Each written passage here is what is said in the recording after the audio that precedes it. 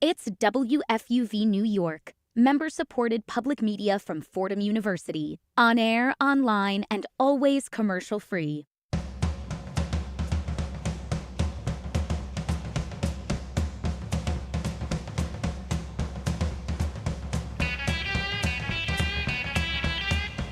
Wakey, wakey, eggs, and well, you guys know the rest. I don't have to explain that one. Ladies and gentlemen, yet another installation of 101 here from the Rose Hill Studios, WFUV Studios here on the campus of Rose Hill of Fordham University. I am Madi Dembele, joined here by William Jing and Luis Andrade. We have a fantastic show for you here today. A lot to, I would say, go over because the sports world has been moving and never stops. But gentlemen, I just want to know, how are we feeling today on this Saturday? Happy spring break, first of all. I hope we could wipe the crust out of our eyes, but how are we doing, boys? I'm doing okay. I'm just happy to talk sports. I haven't done this in a minute, so, just looking at all the topics we have to talk about today, I think it's going to be a lot of fun. Yeah, I'm really tired today. I'm not going to lie. I didn't think 101 was going to happen because thank you to Bobby for coming in today to help produce.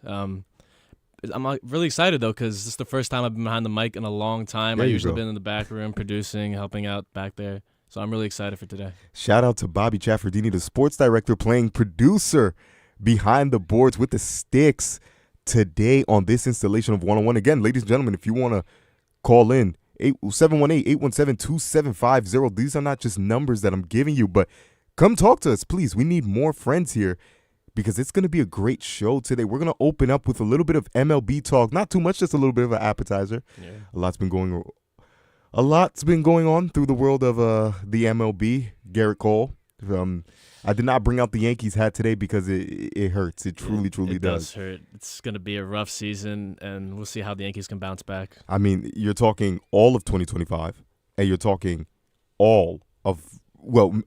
some of 2026. So it's going to be a long, long journey for the New York Yankees back to the top, or even back to a decent pitching staff. And on the other side, Atlanta, you're getting back Ronald Acuna, one of the best players in baseball when healthy, but that's just the thing. He's going to have to stay on the field for you, and that means maybe changing his base paths, Luis. Yeah. You see, the problem with Acuna is that he's proven to be injury-prone, especially. Unfortunately, it is bad. A little hint of bad luck, but Acuna needs to improve on that. Yeah. As you can see, he got injured running the base pass. He's a great stealer, but it's a really hard thing to do because you have to give up.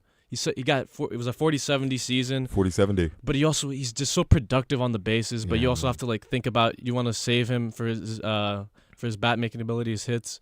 He hit 40 home runs that season, and it's just such a bad situation for the Atlanta where you have to pick and choose on what's more productive for him. Exactly. You get him productive. Again, it's still a 3-horse race in that NL East division. Mets, Braves, Phillies are still there as well. I think they still have a chance to win the NL East. Absolutely. They could finish third. They could finish first. I mean, it's a tough one, but by hook or by crook, they're going to need Ronald Acuna to get that done.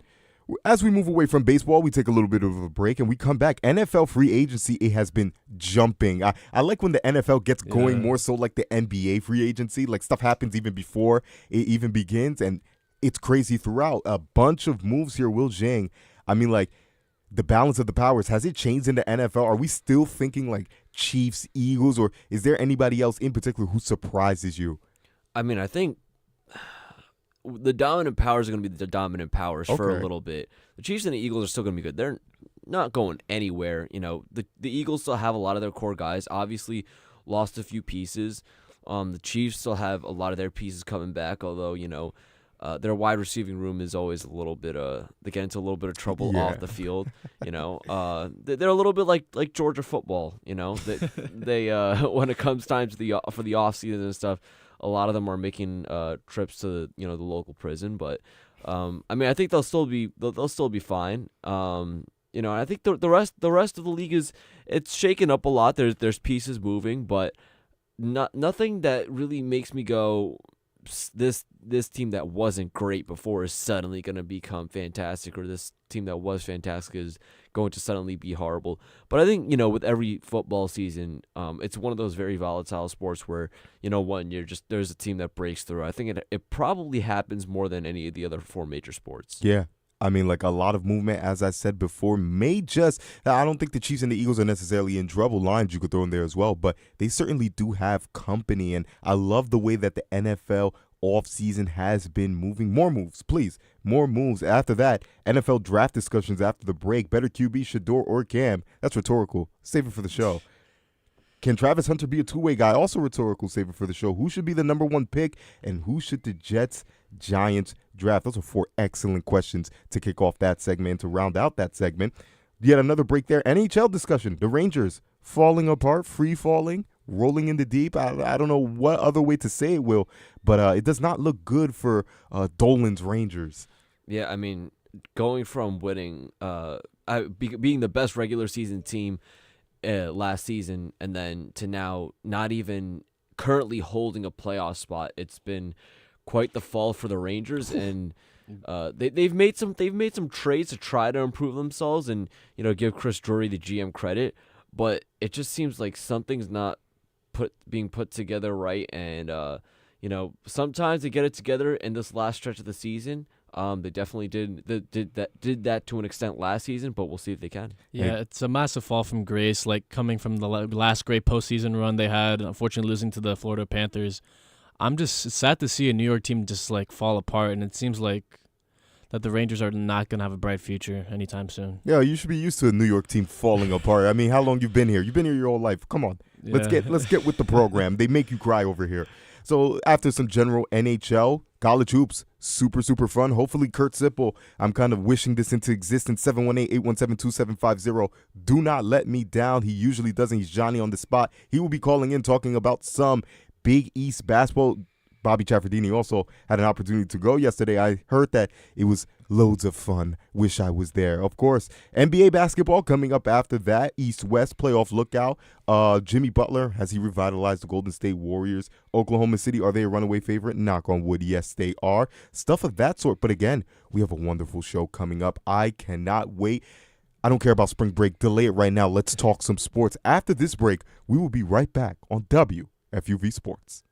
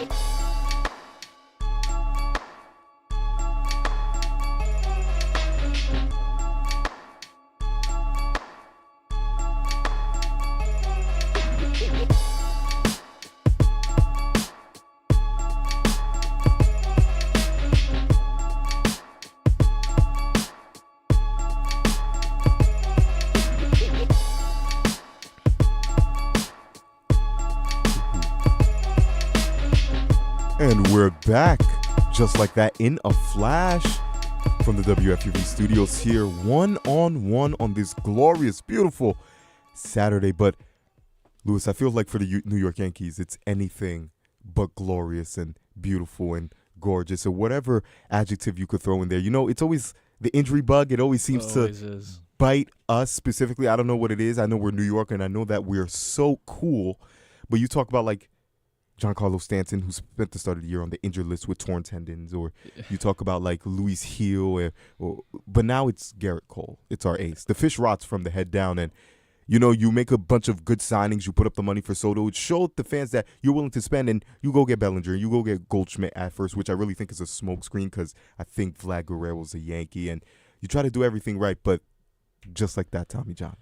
I just can't believe it because coming off a great postseason, we made it to the World Series. Things didn't work out for us, but I was thinking this is going to be our season. We bounce back. We're going to prove we don't need Soto. We prove that we can replace him. But the injury bug is just killing us. Like Kurt says, I was with him last week at 101. He said both elbows. Giancarlo Stanton. I don't know how that happens. It's a shame that it took that long to address a problem that was that severe. Now he's going to be out for, I don't know, like a couple months. Luis Hill, unfortunate. Luckily, it's not that bad. He'll be back in a month or so. Still not great news. But Garrett Cole really just dug the knife deeper into the Yankees. That was our ace. I can't believe that happened. I was in complete shock. He was looking great. Not great. He had a rough outing in spring training with 6 earned runs. But it's just the Yankees need to look for someone to replace them. This is a big shot in the dark. Like, I don't think this is going to happen at all, but it's just me being delusional. I think Trevor Bauer, they need to look into that. Even though he's been blackballed from the league for his controversies and his allegations, I think this is a chance the Yankees need to take because, like, we are getting desperate. We have a championship team, but the injury bug is killing us, and we need this now. Trevor, go ahead, Will. I'm sorry. You do know the two have beef, right?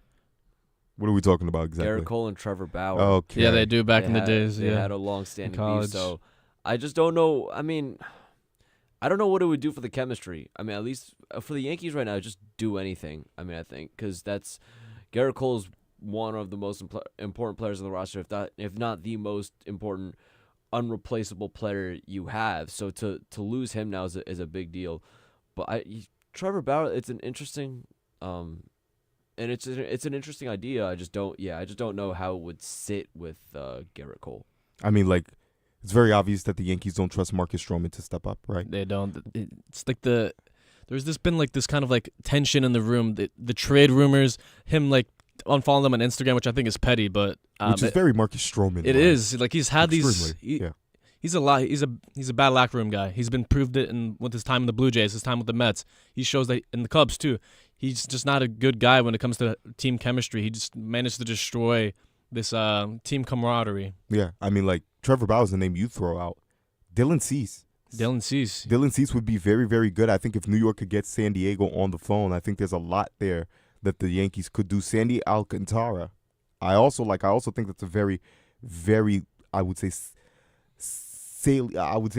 desirable trade for the New York Yankees. But we're rolling with Carlos Rodon. Openings day, I don't like that at all. He's been very inconsistent. He hasn't shown any signs of improvement in spring training, but this is just me thinking the worst because he had a great bounce back season from his first season as a Yankee.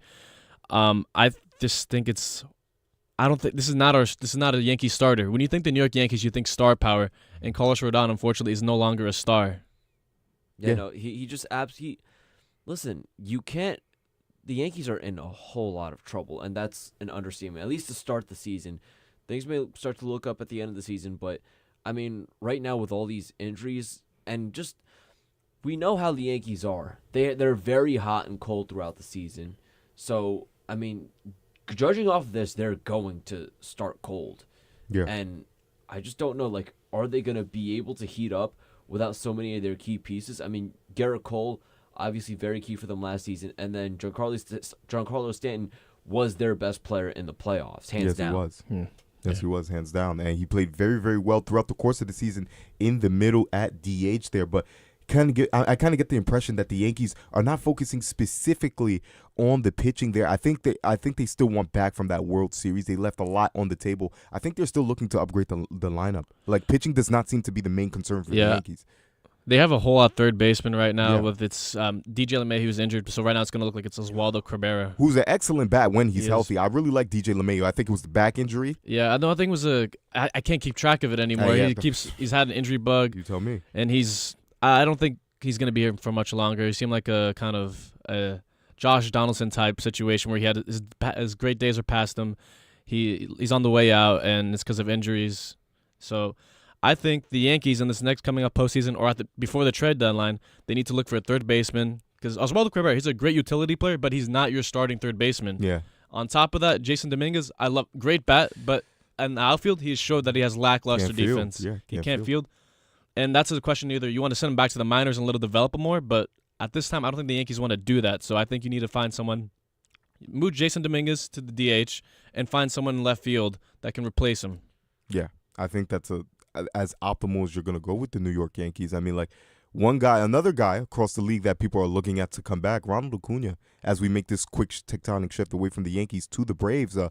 He's back, or is he really 2 ACLs removed from what he was? Again, they win that World Series without him. You just think with Ronald Acuna, they're going to run through the league. They win 83 games last year, finished second in the NL East without him.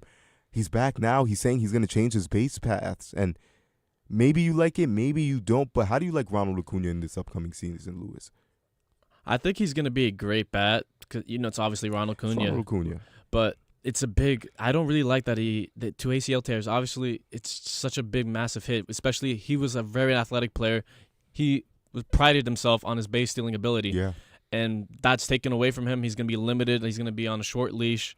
And we don't even know. On top of the short leash, we don't know if he's going to be the same player. You tear your ACL twice. That's crazy. I don't know how that happens. Yeah. Especially baseball, it's not that much of a contact sport.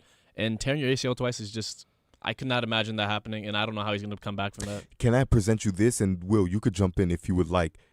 I believe the first one was a freak accident, 2021. You said that he was running. He was going to go catch an outfield ball. I think he hit his leg against the wall. Hit his leg against the wall. I think that's a freak thing. I've seen a lot of game actions in which guys hit the wall and they're fine. Second one, he was stealing a base. Stealing a base, yeah. Right. So I think it's not just up to him changing his base pass or the way he's running or changing directions, because here they talked about stabilization and changing direction, but also shaping mindset. I think great players have to reinvent themselves as well. Again, healthy Ronald Acuna, for my money, is one of the best 5 players in baseball. I can't think. It's a very, very short list of guys who are on there with Ronald Acuna. So I think it's more so this, and especially in a slower sport like baseball, again, stealing bases is what Ronald Acuna does. 40-70, he's the guy there. But I could see a season where he's like 40-30. On like a new repair ACL. Is that crazy to think, Jing? Is that crazy to think, Andre? No, I can see that happening because there's a lot of baseball players where things don't work for them and they just have to redefine who they are, like you said. Yeah. And it's happened in the past many times. Many players have done that. And I think Ronald Acuna, if he wants to be a great player, he can do that.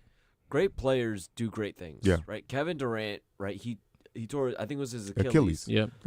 Right? There were so many other players that were never the same coming back from that. And I think the most prominent one that is all somewhat recent, not too recent memory, is Derrick Rose. Now, a lot of players also just have, basically their careers taken out from under them when they tear their ACL. I think no matter what, this is huge for the Braves. Yeah. With him, they're one of the best teams and a World Series contender. Yes, they are. It's just, is he going to be the same player? I don't know. But, I mean, to answer your question regarding mindset, I think that is a big part of it. I think, Kevin Durant was someone who had a good mindset going into it, and he came out and just you could argue that he came out being a better player. And I think if Ronald Acuna, knowing the athlete that he is, I mean, just a couple of years ago, just one of the best players, if not the best player in baseball. So I think if he carries that over into this injury recovery process, I think he could definitely come back and still be a great player. But that's just going to have to be a thing that we wait and see for. I'd rather steal 30 and play the whole season as opposed to trying to steal 70, injuring myself and missing the whole year, Acuna said in Spanish. The Braves have not announced a return date for Acuna, but if all goes well, he's expected to rejoin their lineup at some point in May. Rather have him, I would say, later than never.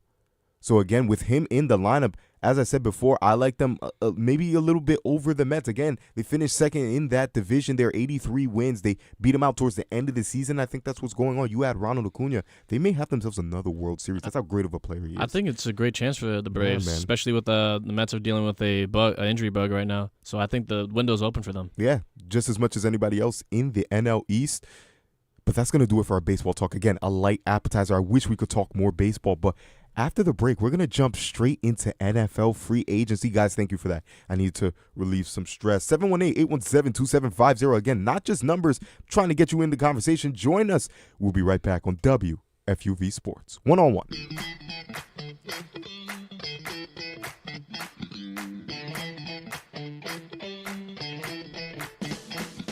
Hi, this is Ben Oppenheimer reminding you to tune in to New York's longest-running sports call-in show, One on One. Catch One on One live on the WFUV Sports YouTube channel every Saturday from 11 a.m. to 2 p.m. and then later on 90.7 FM from 11 p.m. to 2 a.m. We'll catch you next Saturday on One on One.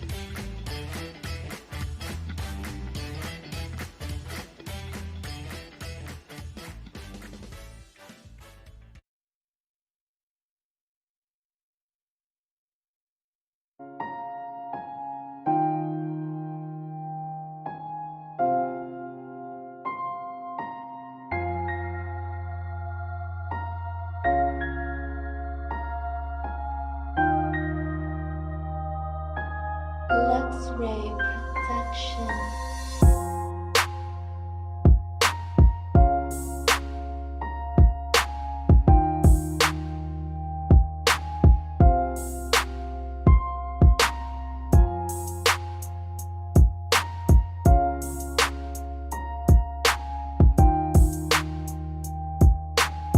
X-ray protection.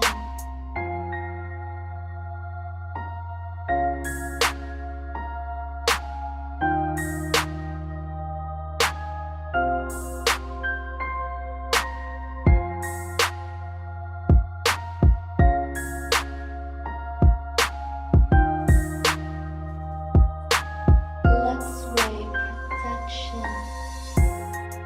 Craziness, madness, I would say, in the month of March. But I'm not talking about basketball. I'm talking about NFL free agency, and they've been behaving like NBA free agency. That's why I say it. And we're back, one-on-one. Madi Dembele, Jing, Luis Andrade. Guys, I don't know if the balance of power has shifted in the NFL. Jing, before the start of the show, said maybe it hasn't, but you have to be in love with the movement throughout the league here. I mean, like football, it's very rare that you get the eventual champions and guys come out of nowhere and everybody's saying, you know what, let's spend money, right? You get Aaron Rodgers, first of all. Before, I don't know where he goes. I'm a Steelers guy. We need a quarterback. It's like he's looking at us. We're looking at him. We don't want to do it, but we might just have to ask him for this dance, I guess. We're the only two lonely souls in this.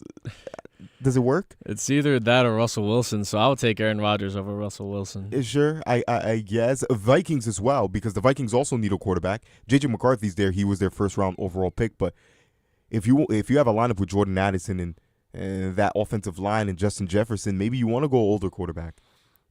It's okay. So let's break this down. Aaron Rodgers he's probably looking at three specific landing spots. Okay. The Vikings, the Steelers, and the Giants. The Steelers and the Giants look like they both are definitely interested. The Vikings are probably thinking about it, right? They're juggling between him, Sam Darnold, or J.J. McCarthy. For Aaron Rodgers, I think ultimately you don't want the Giants. I think that's the last choice. Yeah, because as a Giants fan, I agree. that's just an absolute disaster, right? Same market, same amount of negative attention. Same stadium. Stadium. And then you're going from bad culture to bad culture. I mean, the way the Giants are run, I mean, you could tell just based off watching them and how things unfolded on Hard Knocks, you don't want to go in there either. You want to leave and go to a different place. Now, Pittsburgh, right, they made it to the playoffs. Yeah. The Vikings made it to the playoffs, both as wild card teams, but both have glimmers of hope that the Giants don't have. Now, here's where the Steelers should definitely want him back, right? That should definitely be a mutual desire. It might be, like you said, it's like, all the other options are taken, so you kind of just have to be like, all right, well, we'll settle for this. But with the Vikings, it's a little bit more like you don't know what J.J. McCarthy has to offer to the table. I think that winning the title with Michigan, last year, I think that was definitely something that elevated his status in a lot of people's eyes. But at the same time, looking at JJ, he wasn't super stellar also. So it's really a gamble. It's for the Vikings, it's do you want to have JJ McCarthy, come and play this season and see what he's made of? or do you bring in an Aaron Rodgers, or I don't think you return to Sam Darnold if you're the Vikings. Darnold's out there with Seattle now, signed a big deal there. Okay. Yeah, so he's off the table. So, again, you go with the youth, and J.J. McCarthy, again, he was I believe the only first-round rookie of that group that did not play. Penix ended up playing towards the end of the season. So, I mean, you give him a spin, or do you go with the guy who is coming off an Achilles and didn't have that great of a season? I don't know, man. I'm taking the gamble and taking JJ because he I hasn't think I'm proved going himself yet. But you have the leeway to do that because, next coming season there's going to be a lot of free agents. You don't know what can jump into your lap. But for the Steelers, I think you need to take this. You just got DK Metcalf. You have a great receiving core. You have a great team. You guys made it to the playoffs with Russell Wilson. I mean, great. He's a great player. But I think Aaron Rodgers has a little bit of gas left in the tank, even though he didn't have a stellar season with the Jets. And it's really up to – I don't think it's up to who wants him. It's up to who's willing to take him. Especially you think it's about who's willing to take Aaron Rodgers? Yes, I don't think it's up to him. You don't think I think the Steelers definitely want him. I don't think it's about. I think they have a choice between Russell and him, easily, and it's up to them. It's literally up to them. They take Russell or Rodgers. I think that there's a pretty clear answer there. I mean, no matter how. I mean, Russell had a great season. You led them to the playoffs. Great. Again, that word great. I will say, coming off of the initial calf injury, because we started Justin Fields. Justin Fields looked really, really well, but he came off that calf injury. He was scorching. I think it was the Giants who he was like slicing and dicing. I was like, okay, this is good. We lost our last 5. We lost our last 5, and it was same old Russ. He's holding on to the football too long. He doesn't throw across the middle of the field. He's looking for the deep ball.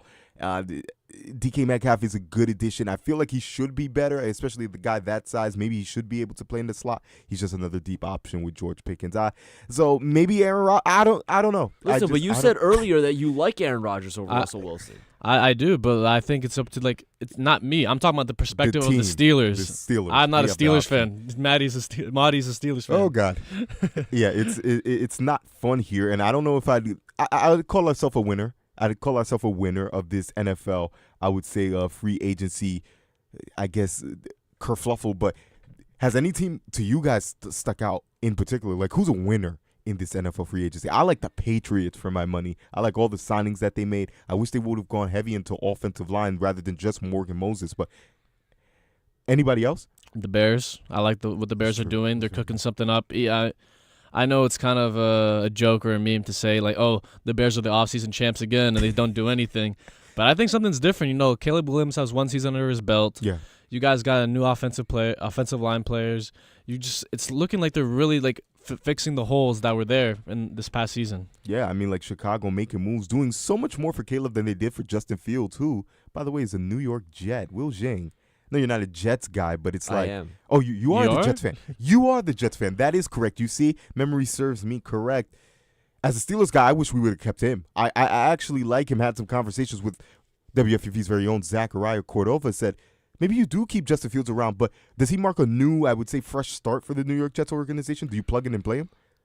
It does mark a fresh start for sure. Yeah. I think with Aaron Glenn coming in, with you're going to end up drafting, presumably unless they trade that pick, going to end up drafting a pretty top prospect this year. So it is kind of a changing of the guard, but I don't know how much of a difference it really makes. Yeah. Justin Fields could turn out to be one of these guys like Sam Darnold that becomes better as the years go by, or he just might just continue to be and 2-year $40. I would have said, if I was the Jets, go 1 year, not 2. 1 year. 1 year. Give him the prove it deal. Prove to us that you can play, and then you go based off of that. Because if he ends up being one of those guys that just it continues to be okay, I don't think that's good enough when you have people like Sauce Gardner, Breece Hall, and Garrett Wilson on your roster. I think you need to move on quickly. You have Jordan Travis still on your roster. And then next year, maybe you try and draft a QB, make some moves. That's the one problem I have with. I think, speaking of winners, you want to talk about offseason winners. I think Justin Fields wins in this case. I like that. Yeah. Because right now, you're not going to have to worry about, I'm fighting for the job with Russell Wilson. You're going to a place where you have some weapons. You have Allen Lazard. You have Garrett Wilson. You have Breece Hall as your running back. You have some options. And you didn't get the prove it deal. you got 2 years. Which I think is the correct move, actually. I don't think you give him the prove-it deal. I think he played well enough with the Steelers. He played great with the Steelers. He played really well with the Steelers, and even if you give him the 2-year, if he doesn't end up starting for you, you draft a quarterback, he's your next guy, because that was also the biggest problem with the New York Jets. They had no contingency plan at quarterback, knowing Aaron Rodgers was 40, and he may or may not have his best, and then the Achilles happened, and then they had no one there. So at least he gives you quarterback depth at the worst. I mean, like, you don't like the 2-year? I like the 2-year. But then you're going to end up paying $20 million for a backup? This is true. I mean, like... Yeah. That is a beggars can't be choosers. I think that's I mean, with the New York in Jets. this QB market, I think that's a great deal. Yeah, I think, I mean, like, Justin Fields, he showed us that he could play NFL football. Even with the Bears, he's had to make some stuff out of no stuff. Nothing. Really. He had nothing. And he's still a great mobile quarterback. He showed some strides as a passer out from the pocket, steady enough presence there. And, I mean, like, just to have him on the roster, yeah, maybe $20 million for a backup, but I've seen worse. I really hope the Jets can develop him as a passer, because that's where his game doesn't shine. His running, his athletic ability is amazing, but I'm not sure if this is going to happen knowing the Jets. I hope they can be like the team that helps him elevate his game so he can be a solid starting quarterback, not a backup anymore. You know whose game's not elevated? America's team. The Dallas Cowboys, the Big D. Is that correct, William Jing? Hey, yo. They're come on. They are horrible. They are just no signings. Just atrocious front to back. Again, the fish rots from the head down. It's like the ghost of Jim Dolan. Well, I don't know who's worse between Jim Dolan and Jerry Jones. I would give it to Jerry Jones as the worst, because Dolan's been behaving these last few years. Shout out to the New York Knicks playing excellent basketball. But it's just like you lose DeMarcus Lawrence. I wasn't the biggest fan of DeMarcus Lawrence. I thought he was slightly overrated. The Dallas media. And here goes the Cowboys, same way they did with Jalen Smith. But like they lose him, don't replace him. Like you let go of Mike McCarthy, who's your head coach, Schottenheimer. Listen, Jerry Jones can be. I said this before the show. Jerry Jones can have some comfort knowing that he's somehow, some way, not the worst owner in Dallas, which would not be true in any other city, because the Mavericks owner has. He's beaten Jerry Jones in this race. But you're right. The Cowboys, speaking of winners and losers in this offseason, they're definitely one of the biggest losers, right? They've taken, in the past, they've taken a tremendous amount of time to extend Dak Prescott and CeeDee Lamb. And why do they do that? I'm sorry, why? I think this one's going to be the worst one that really bites them in the rear. They're doing the same thing with Micah Parsons while the price tag for the top edge rushers is growing. Going up. Beautiful. Max Crosby, Myles Garrett. I mean, listen, I guess Myles Garrett was he was just using the trade request as leverage because, you know, people say everybody has a price, and it looks like Myles Garrett definitely did. Quarterback money.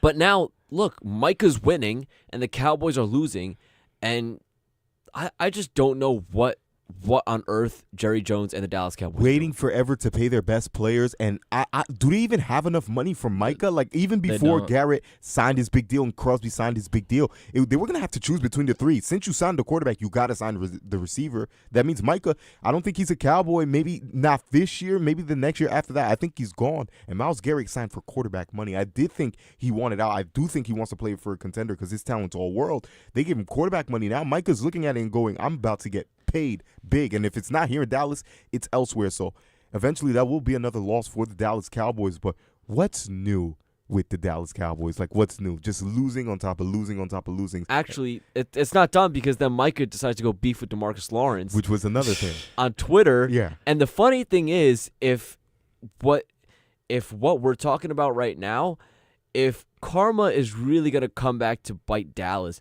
that means Micah is kind of standing up for Dallas right now, and he's just going to end up following DeMarcus Lawrence right out of the big D, which is apparently what Dallas is called, which I didn't know until yesterday. He's a fantastic ambassador for the team. You see him all over NFL paraphernalia. You see him in shows and TV, and he always speaks highly of the Dallas Cowboys, but that's a facade, the meme of the mask, and then it's the guy crying underneath. That's really what's going on with Micah Parsons. In other news, the Philadelphia Eagles, some losses. Darius Slay, now a Steeler. hurrah. I mean, like, it's just a revamp of the roster. Guys are going to get paid. I'm not too worried about the Philadelphia Eagles. No, I think they're still going to be a great contender. Maybe even repeat. They still got Saquon. They still got that great offense. Shout out to Saquon Barkley. Are we loving the deal? Yes, no, maybe so. I think the deal is great, especially with such an offensive player of the year, electric, best running back in the league. 2000. No signs of slowing down. I just think that was an amazing deal, even though it was a little concerning because, running backs are not that stable. They have injuries. I'm tired of the narrative. Slow down. Let the Giants never forget the Giants chose to pay Daniel Jones over Saquon Barkley. I don't He's stand by Barry that. Sanders with 4 extra inches and 30 more pounds of lean muscle. I do not stand by that. I do not condone that. When they franchise tagged Saquon and they signed Daniel Jones, I was crying. I could not believe they did that. I think more of the story is John Mara sucks at the end of this NFL segment here. That's going to do it for our football talk. Wish we could get into it more, and we will get into it more. Just NFL draft discussion as opposed to such. We will be right back on One-on-One. Stay tuned.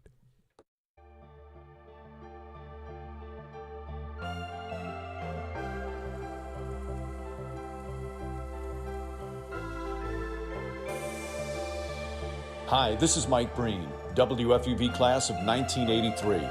WFUV is the flagship station of Fordham Athletics with live coverage of Fordham football, Fordham men's and women's basketball, in addition to Saturday One-on-One. Stay right here on 90.7 FM for all things WFUV sports.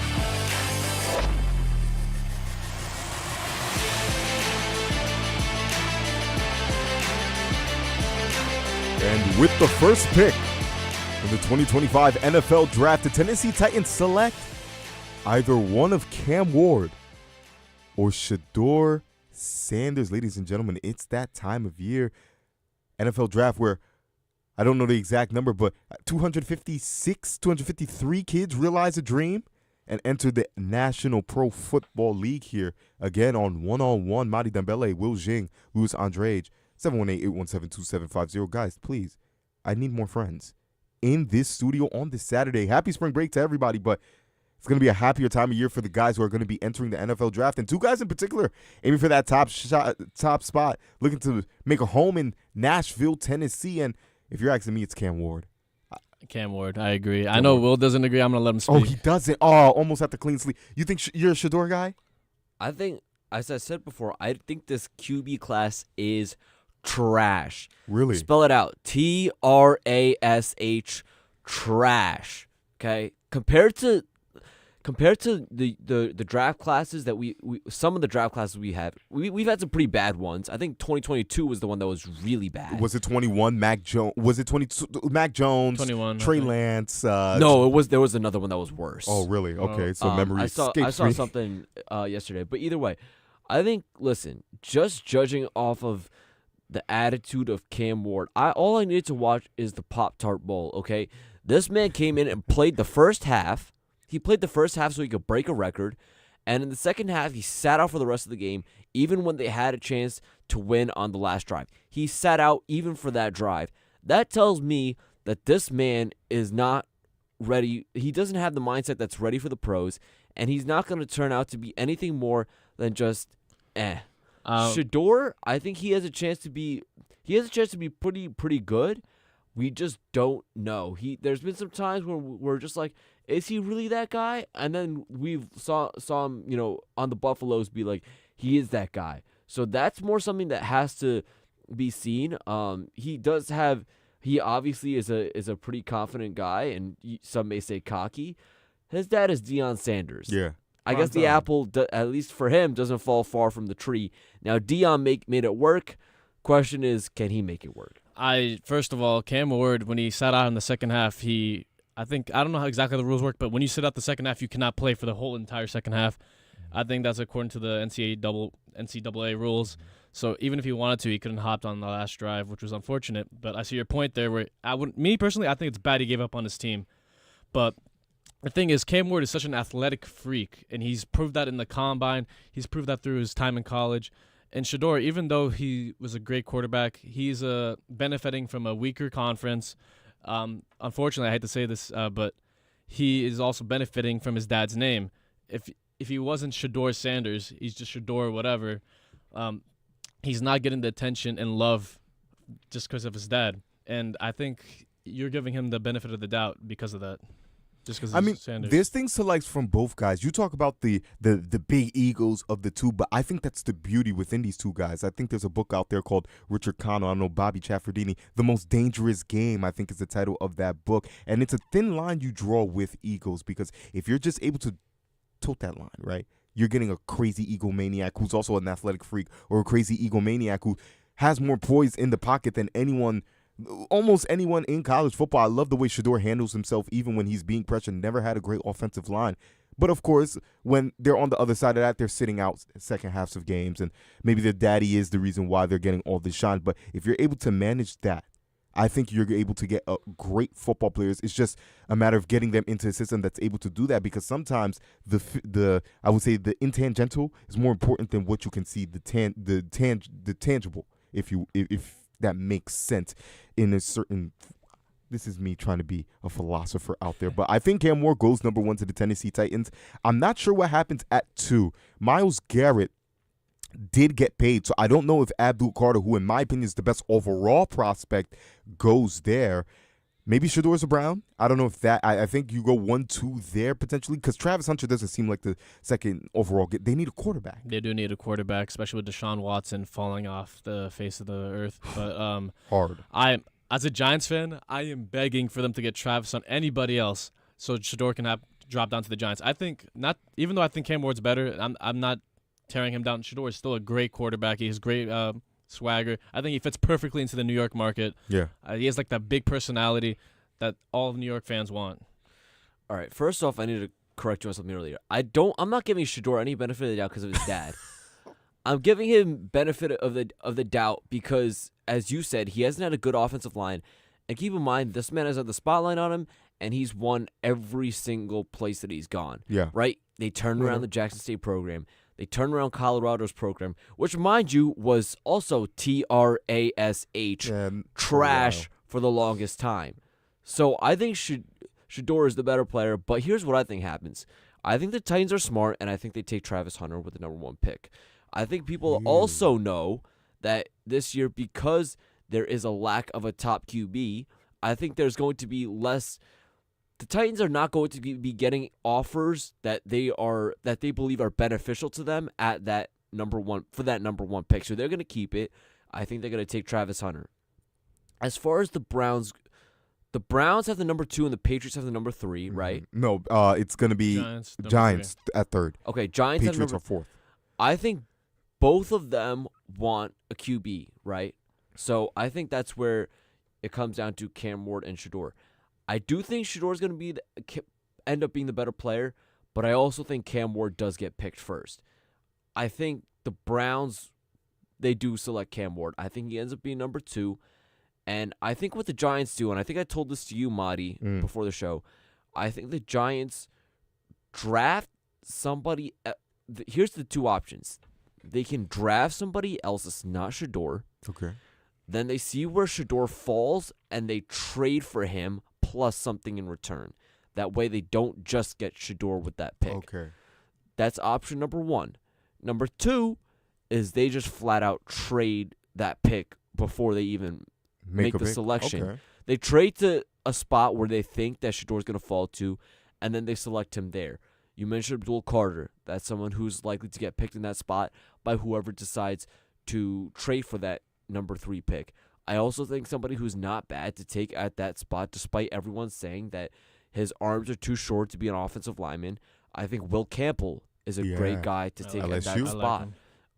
For anybody that needs an offensive lineman, that is your best offensive lineman in this draft. I don't think it's a bad deal to go to number 3 to try and get him. Well, I got a quick question for Will. Why do you think their Titans would go with Travis Hunter, even though they have a hole at quarterback right now? Because, well, the Titans are just flat out not a good team, right? So you just go best player available? Bingo. You just go the best player available, and Travis Hunter is that guy. So what happens when you got Will Levis starting at quarterback and your team doesn't improve at all and your team doesn't go anywhere and you just missed out on a Cam Ward or a Shador Sanders?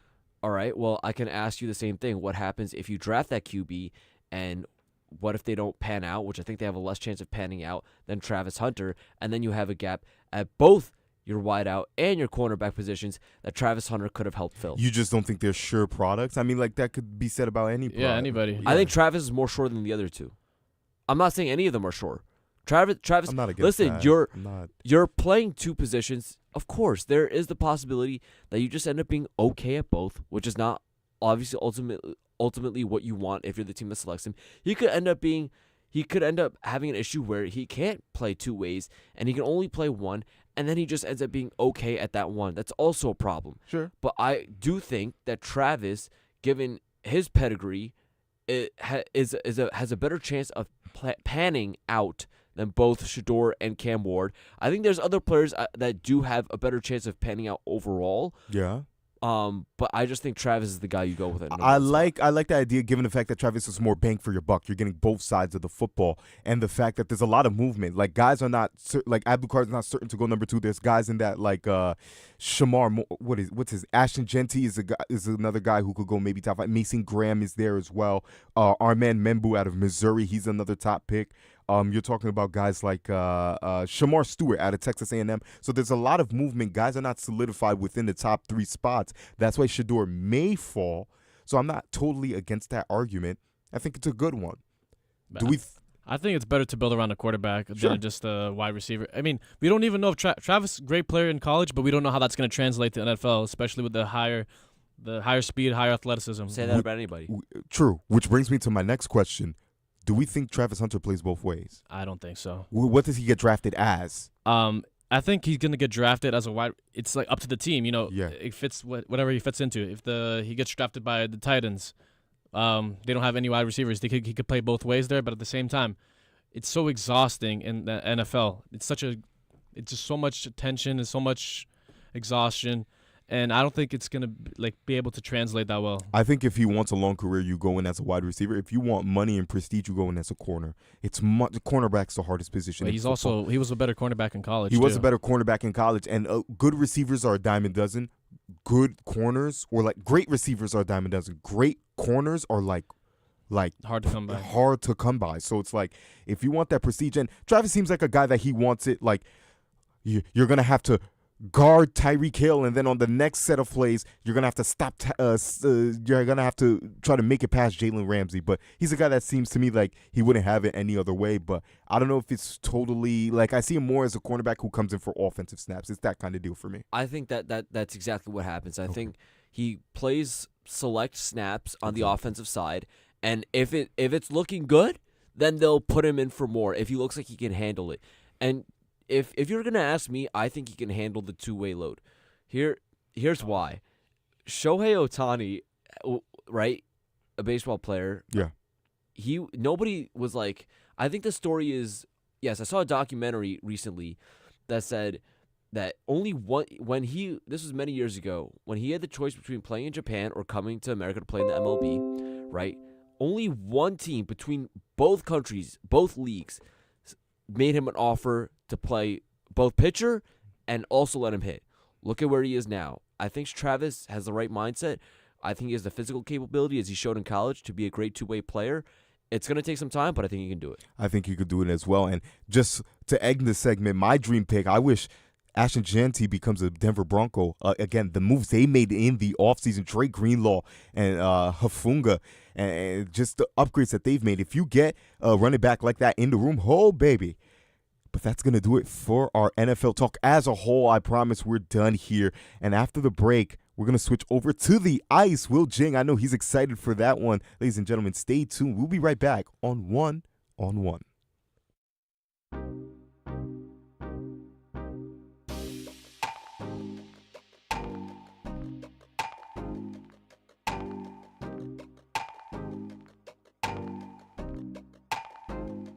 Hi, this is Michael Kay, WFUV class of 1982. WFUV is your home for all things Fordham athletics, with live coverage of Fordham football, Fordham men's and women's basketball, in addition to our Saturday show, One on One. Stay right here on 90.7 FM for all things WFUV sports.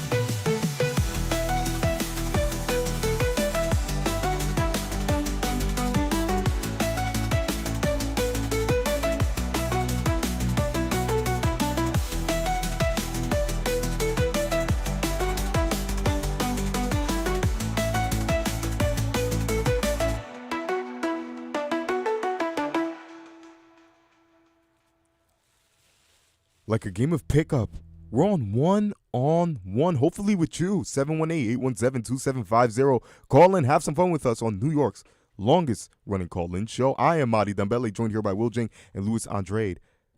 And we are on the ice now. You know, Will Jing, scrolling through my Rangers feed, New York Rangers Matt Rempe tries to shake reputation but refuses to be a big teddy bear.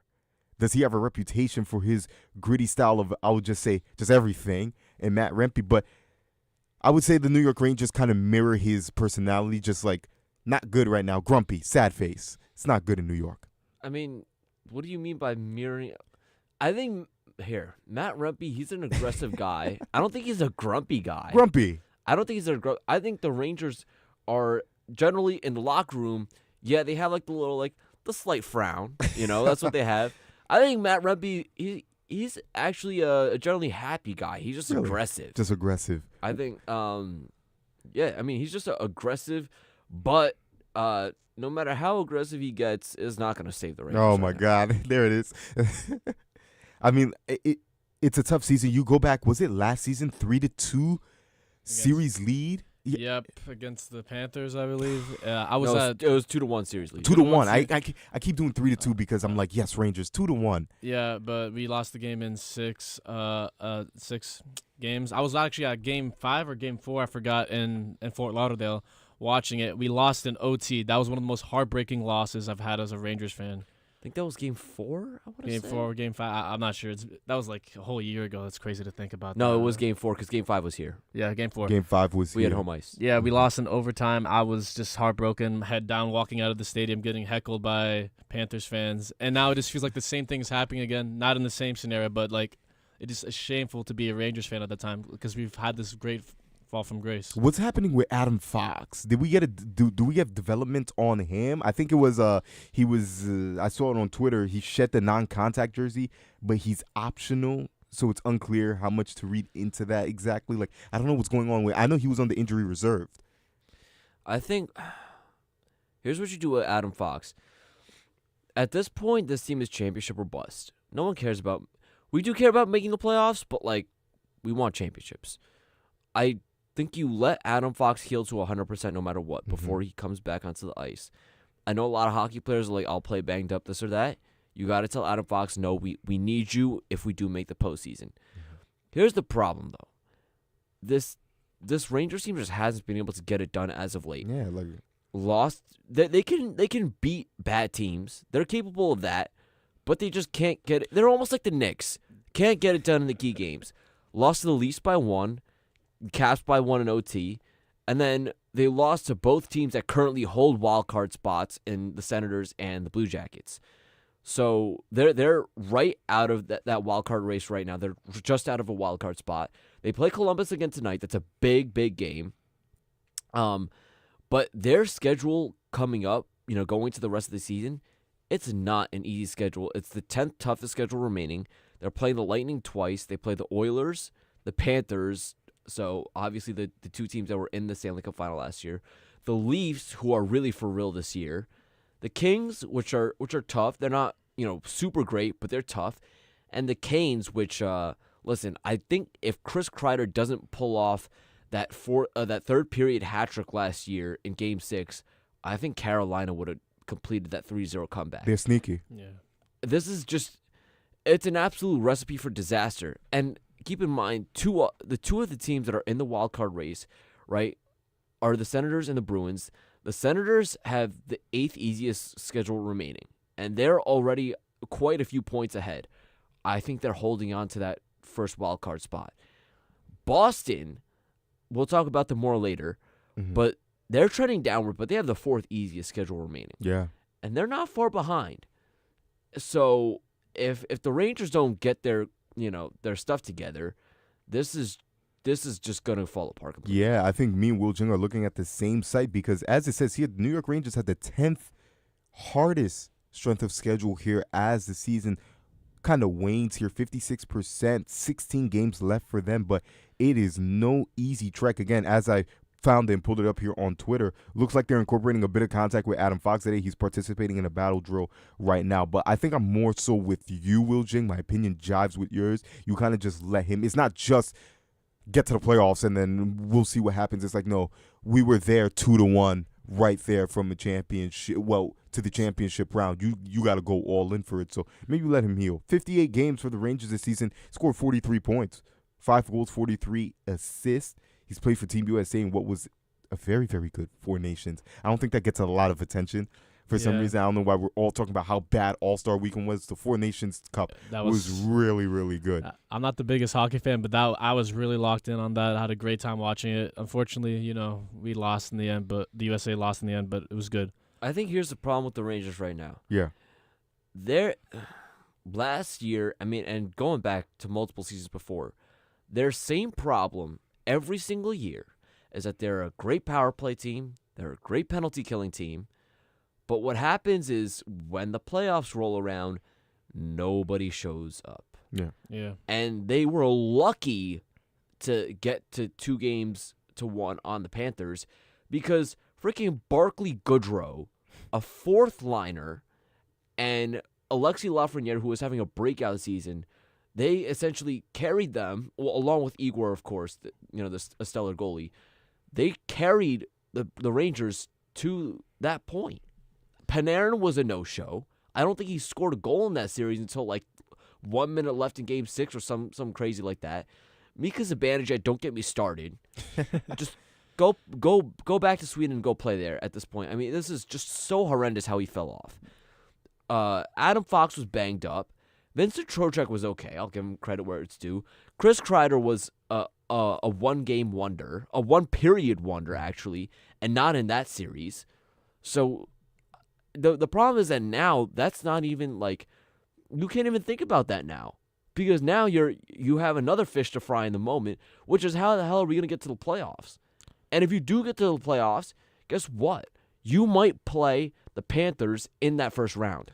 Yikes. That's been a big problem, especially now. It's continued to show that the Rangers can't stay consistent and their big players fail to show up when the lights are the brightest. And even now, they're not even that bright, and they need to fight for this playoff spot.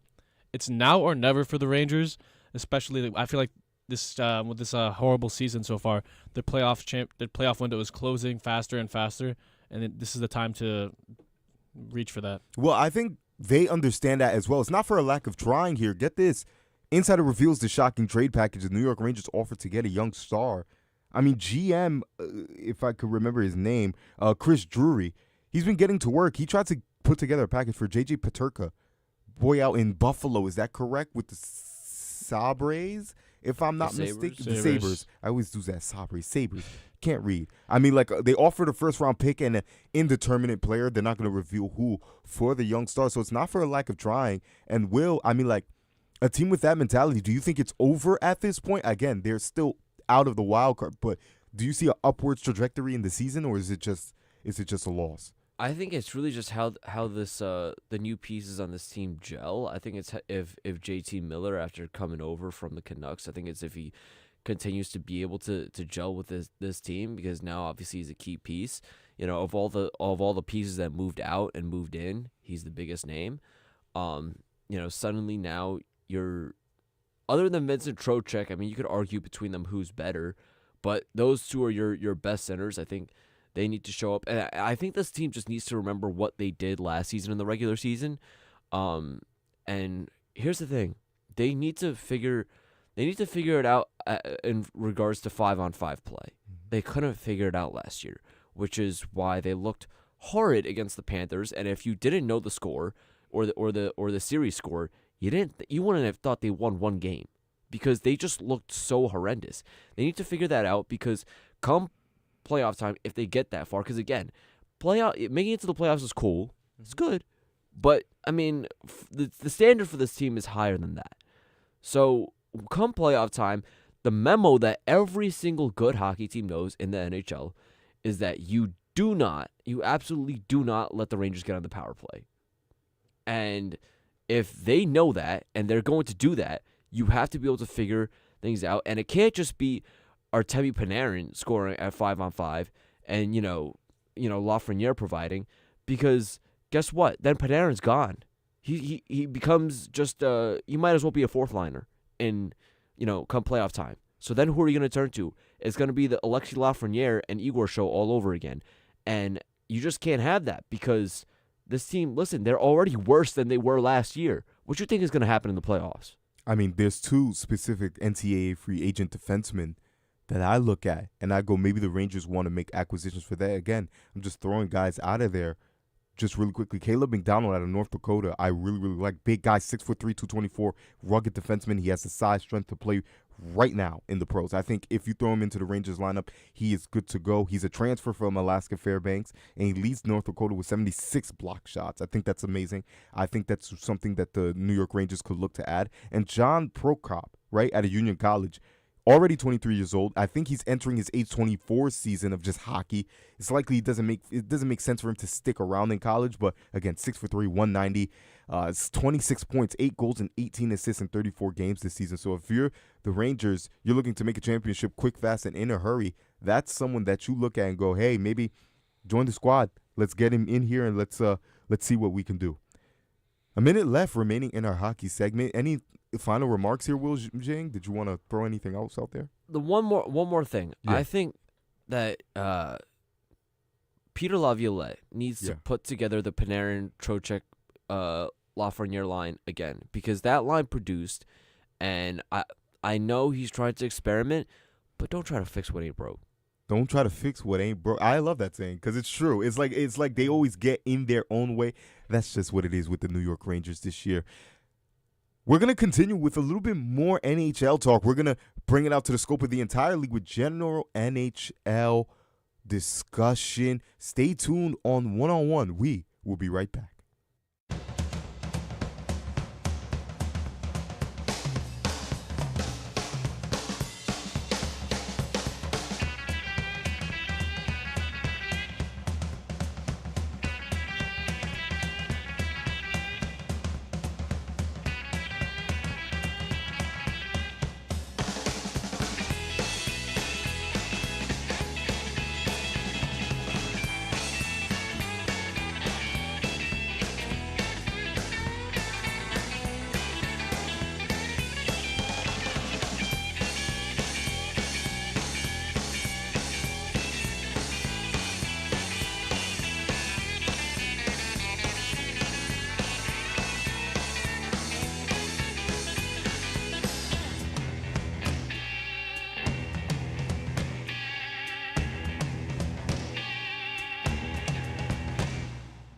You're listening to WFUV, New York.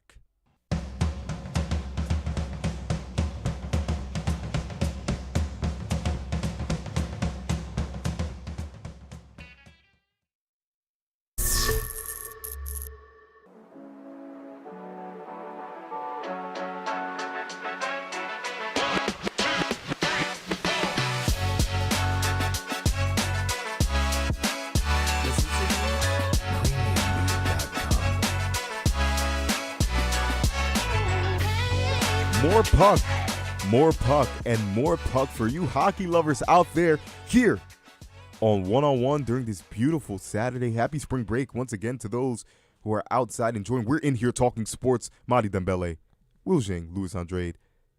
And as I said before, more puck here as we kind of bring it out to the total scope of the NHL. The Bruins, I look towards the bottom of the Atlantic Division. Atlantic, if I'm not too mistaken. Yeah, and Atlantic Division. Yeah. Only team worse than them are the Sabres. Sabres? Can't read. Sabres. What was that? You're selling. At this point, it's time for a full rebuild. I think that's fair enough to say, Jing. I mean, like, just it's time to blow it up. It's crazy to me because 2 seasons ago, this team, I think they broke the record for the best regular season team of all time. And here they are 2 seasons later with still some of those same pieces, some of the best pieces from that team. And it seems like ever since they blew 3-1 to the Panthers in the first round of that year's playoffs, everything has just gone downhill. And now, like you said, here they are, second to last in their division, below the team that has been absolutely atrocious in the past few years in the Montreal Canadiens. And, I mean, they're pretty far from being as bad as the Sabres, but I don't think that's really a standard you want to be compared to. That's not the highest of bars there. And I think it came all full circle when the surprise trade, I don't know if it's a surprise for you, but Brad Marchand over to the Florida Panthers. I mean, like, it put Twitter in an uproar, Lewis. I mean, like, Rob Gronkowski's there. He goes, everything he's done for the city. I mean, like, he was there 2006, like 70th overall pick. And he's no more in Boston. So, I mean, like, it's a full circle moment where it's just like, we're done. Yeah, it's really a shame to see like such a staple for that city just gone like that. And it really seems like Boston's in full rebuild mode right now, and they're just trying to rebuild this team. I mean, I just don't know what they're going to do with David Pastrnak and Jeremy Swayman, because those are, I mean, the two best players they had. They're still there, obviously. You're not going to deal them unless you get significant value, and they obviously mean a lot to that organization. But, I mean, yeah, absolutely. Brad Marchand getting traded that came as a shock. Excuse me. Mm-hmm. And, you know, yeah, I did the same thing. Oof. But, yeah, I mean, to trade someone that has been there for so many years and has, in good ways and bad, there's a reason he has the nickname The Rat, embodied the spirit and the energy of that team. To trade him means that is essentially just a changing of the guard. In the same way that we said for the Jets, bringing in Justin Fields, and replacing Aaron Rodgers. This is one of those moments where now you're basically telling everybody without telling anybody, listen, we're not aiming to be contenders.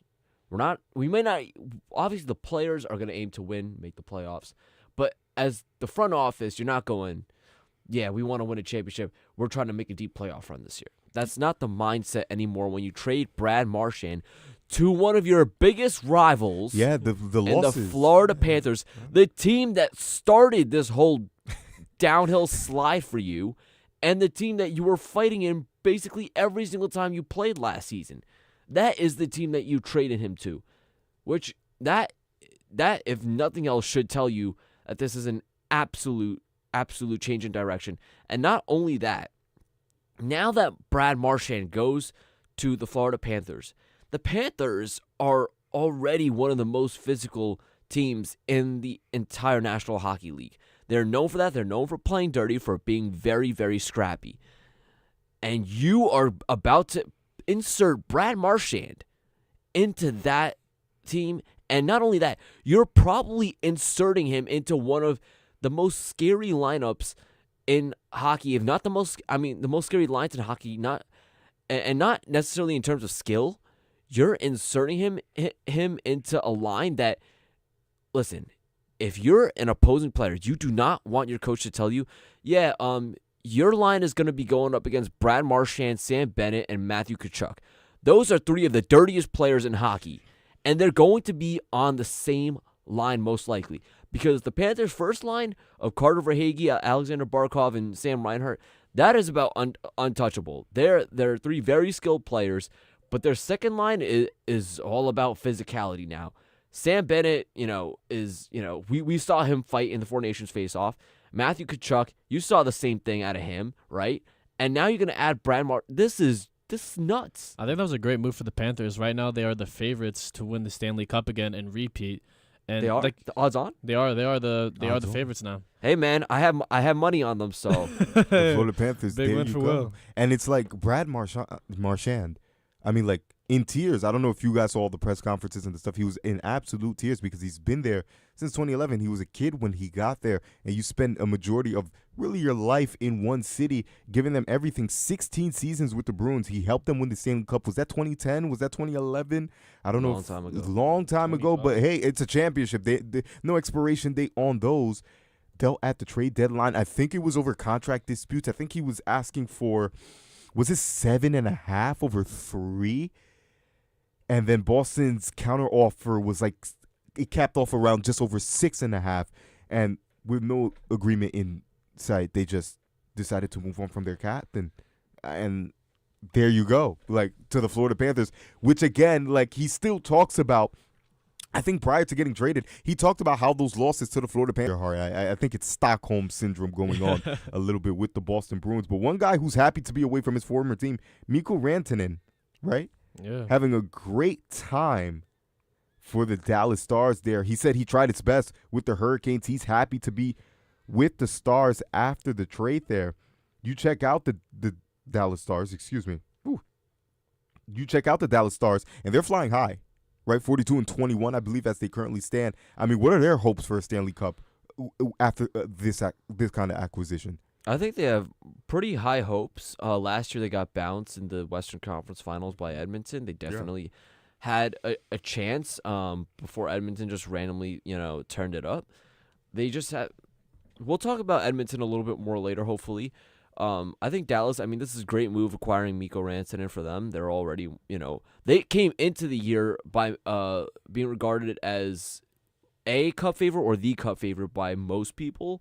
And this is only going to improve them. What's crazy is for Mikko Rantanen, he went from one great team to another great team to another great team. Not a lot of players can say they were on 3 great championship contenders in the same exact season, but I'm not sure what exactly happened, but he clearly did not want to play for the Hurricanes. No, because this is a quote from Rod Brindamore. He said, "When Rantanen showed up, he said, there's 4 teams I'll go play for, and you're not one of them." Straight like that. Wow. So, listen, this might seem like all good and stuff on the outside. When you look at, you've been on 3 contenders and stuff. But, to move on, to be moved on from the Avalanche, who you won a title with, who you were a key piece on because they didn't want to pay you.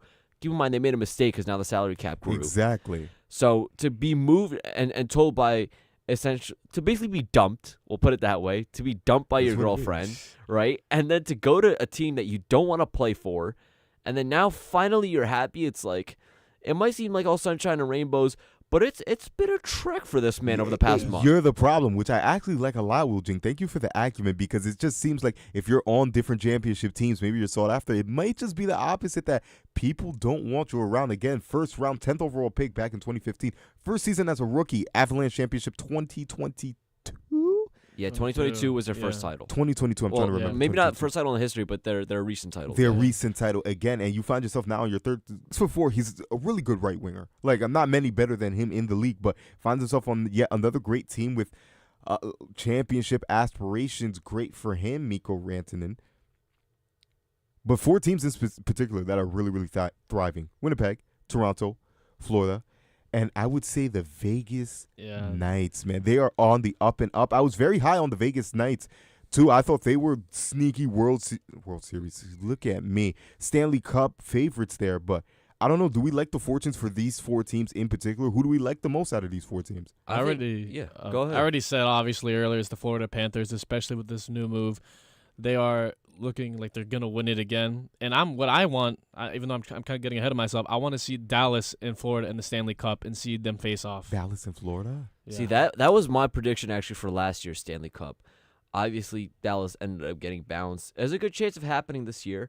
I think we're getting a rematch for 2023. And this is not just because I have money on both and I'm biased.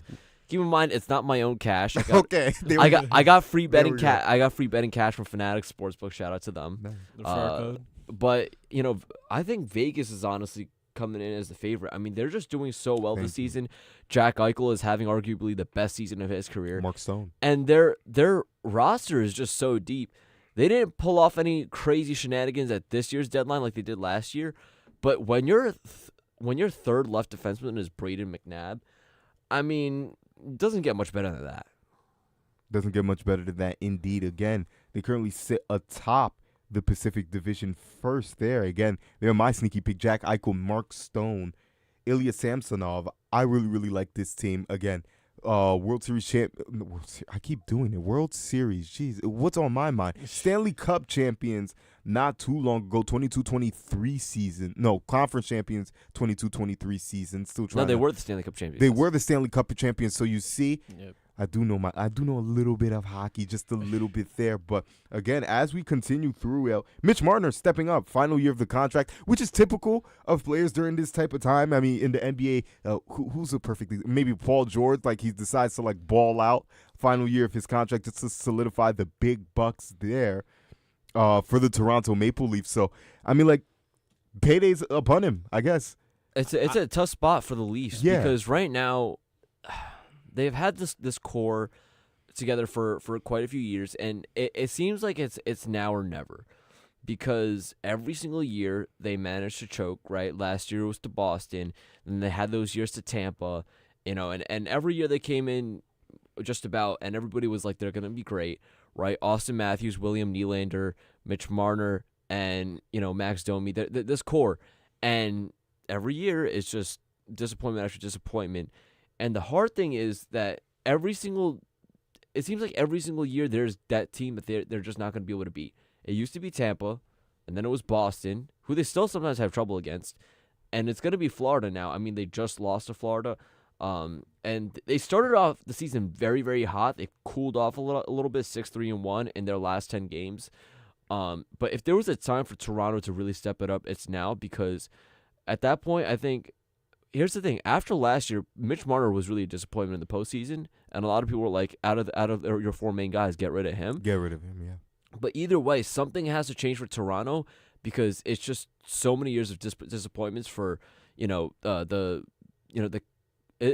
know if Toronto's the capital of Canada, but it's the most the most famous city in the hockey capital country of the world. We could say that, and I think Toronto is getting quite impatient, and if they don't pull it off this year, it's time to make some changes. Yeah, Ottawa's going to be the capital there. A little bit of geography on one-on-one here. But Mitch Marner, I'm starting to notice something across the league with Rantanen and with Marchand both changing teams. Longtime captains are kind of getting the boot. I believe I saw an article, I forget who, Nick Kyprios, the Greek name, I'm sorry if I'm mispronouncing it. He talked about how loyalty used to reign. I have the quote here. The NHL used to be a place where loyalty reigned supreme, but with the likes of Brad Marchand and Mikko Rantanen changing teams this trade season, it reminded us loyalty has become a relic of the NHL's past, basically getting out at the fact that the Toronto Maple Leafs haven't given Marner any reason to trust the organization's loyalty. So if he dips in free agency, that's bad on them. But I don't know if that's exactly the case. I just wanted to get your guys' thoughts on that. If like who do you side with here, particularly as it's going on? Because again, unlike Marchand and Rack, he's 26. He's a kid. He's 27. He's very young. I'm siding with Marner here. Your team the league hasn't shown people that they can be loyal to their players, and you've had a great great season, contract season, and you've proven that you can go anywhere you want. Then whoever wants to offer you a contract. So for him, you go over whatever you want. You can stay with the Maples or you can go somewhere else. I'm not taking sides here. I think both had their good reasons to be the way they are, right? Yeah. The Leafs are probably going to look at last season and said, you choked. And and Mitch Marner's probably looking at them like, I don't know who's going to be loyal to me, and also I don't know, especially with people saying that, we're going to blow this team up. I don't know if I want to commit myself or anything. So there's reasons for both sides to act this way, but again, going back to Florida, I mean, now I'm just realizing this. Florida basically blew up Boston, right? They eliminated them last year and the year before, and they're the main cause of this just whole, everything falling apart. And are they about to do the same thing to the Maple Leafs? Yeah. I mean, they kind of gotten a beaten up Leafs team after series losses to the Boston and Tampa in prior years. But it seems like Florida is really going to be the one to deal this finishing blow, because Florida, I mean, I feel like the Leafs can still hang with the top teams in the Metro. They're just not going to get past Florida. Whenever these two teams bump into each other in the playoffs, which they are going to have to get to the Stanley Cup, they're just not going to be able to beat the Panthers. And mind you, the Panthers just beat them, and that's not having Brad Marchand and Matthew Tkachuk and Aaron Ekblad, who is their first right defenseman. So just imagine how strong they're going to be when those three guys come back. Yeah, and that may just spell the end for Mitch Marner in Toronto. I think the perfect spot for him is Pittsburgh. I mean, that's the one spot everybody's talking about, $26 million in cap space. He wants to get paid. That's a whole lot of money that I would not be mad at. And one team you can't be mad at, Nashville. Playing excellent. I don't know how much stock you would put into maybe a championship, but they're turning it around. I like where they are at this juncture in the season. You couldn't have just mentioned a championship, could you? I mean, they're turning it around, but let's not jump the gun here. Okay. I mean, they're making a playoff push. Yeah. I mean, just to me, I mean, they're the 29th ranked team in the entire league out of 32. And what's crazy to me is they came into the season and everybody was like, this is going to be one of the best teams after making it to the playoffs last year, right? Obviously, I think they got pounced by the Canucks in the first round, but solid showing, and also they pulled in some key players, Jonathan Marchessault, Conn Smythe winner with the Vegas Golden Knights when they went on their championship run. They got Steven Stamkos, one of the best players from the Tampa Bay Lightning. So you would think that, this team's going to be good, but they just seem to have a lot of trouble this season. They had players on their team saying, I've never been on a team that just can't score goals. I mean, you just pulled in Stamkos and Marchessault. That should not be an issue, but it is. They are turning around, but maybe I'm saying that maybe it provides hope for next season that they're doing this. Perhaps it does provide hope for next season. And one team that I am looking at, the Edmonton Oilers. I thought this was interesting. Maybe the greatest player. Is this too much to say? Whoever lit Connor McDavid, is he getting to that? Is that crazy enough to say? It's not crazy to say that one day he could be the greatest player of all time. I don't know if he's there yet. I think he's one of the most talented. I mean, how do we like the Oilers as they just a quick yes or no response? Do we like them for where are they in your top? I would say 5 of contenders. I would say outside. They're in the top 10, not the top 5. Not the top 5. I'd say top 7, number 7. I would say because they had a great run last year. Almost made that 3-0 comeback, which was crazy, electric to watch. And I think they have some of that magic left in them. To me, listen, I was shocked that they got to the Stanley Cup final, but there's one problem though with them, and it's 3 words. You know what it is? Goalie, goalie, goalie. Goalie, goalie, goalie. Okay. Can't stop anything. And I think we're going to end off on that. I really, really enjoyed that NHL talk, dipping into a bag that's a little bit foreign to us, but we got Will Jing here holding it down on the ice. And after we take a quick break, Big East basketball, college hoops in general, it's been fun, but now it's time to switch over to the hardwood. We will be right back on One-on-One.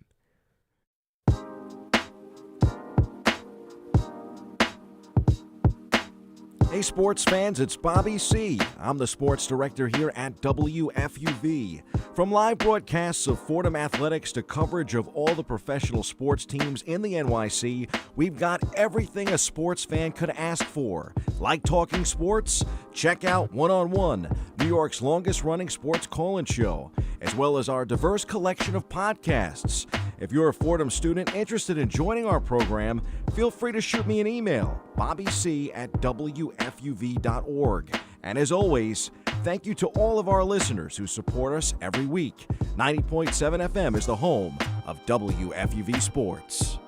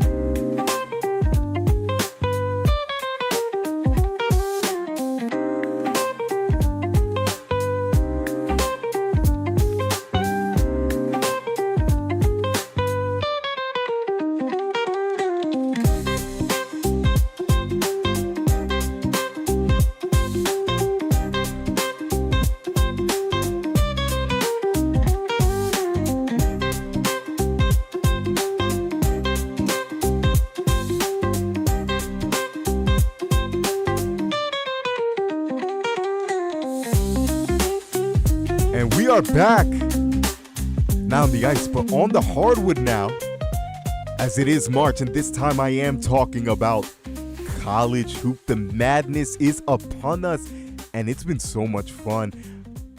Just watching on the TV screen, I haven't even seen a game in person.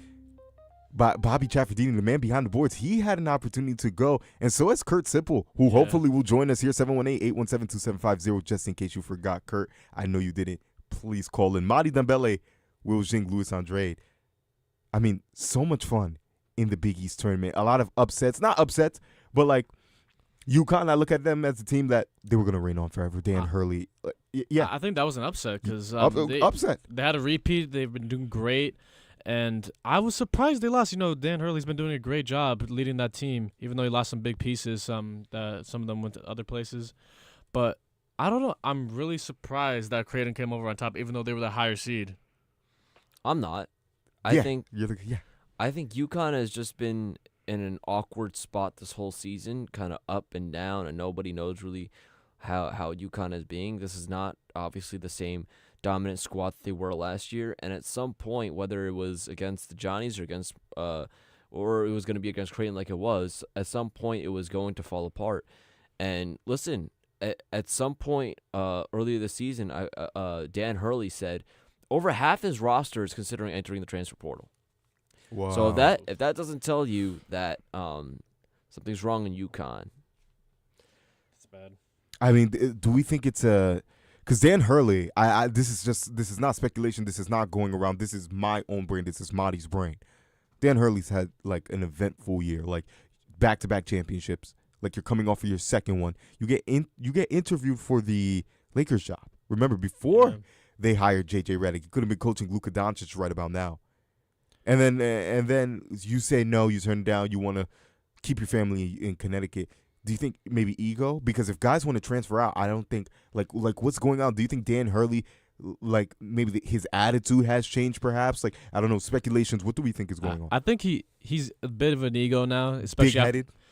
I've seen a lot of arguments with referees, with coaches, a lot of fans heckling at him, and heckler. I disagree. I don't think it's that UConn. I mean, Dan Hurley has an ego. I think it's just always been a hothead, a little bit, and I think that at this point, because he doesn't have the exact same firepower in terms of his roster that he did last year, it's just tough. It's an off year. There's one moment I go back to like back up with this big ego is that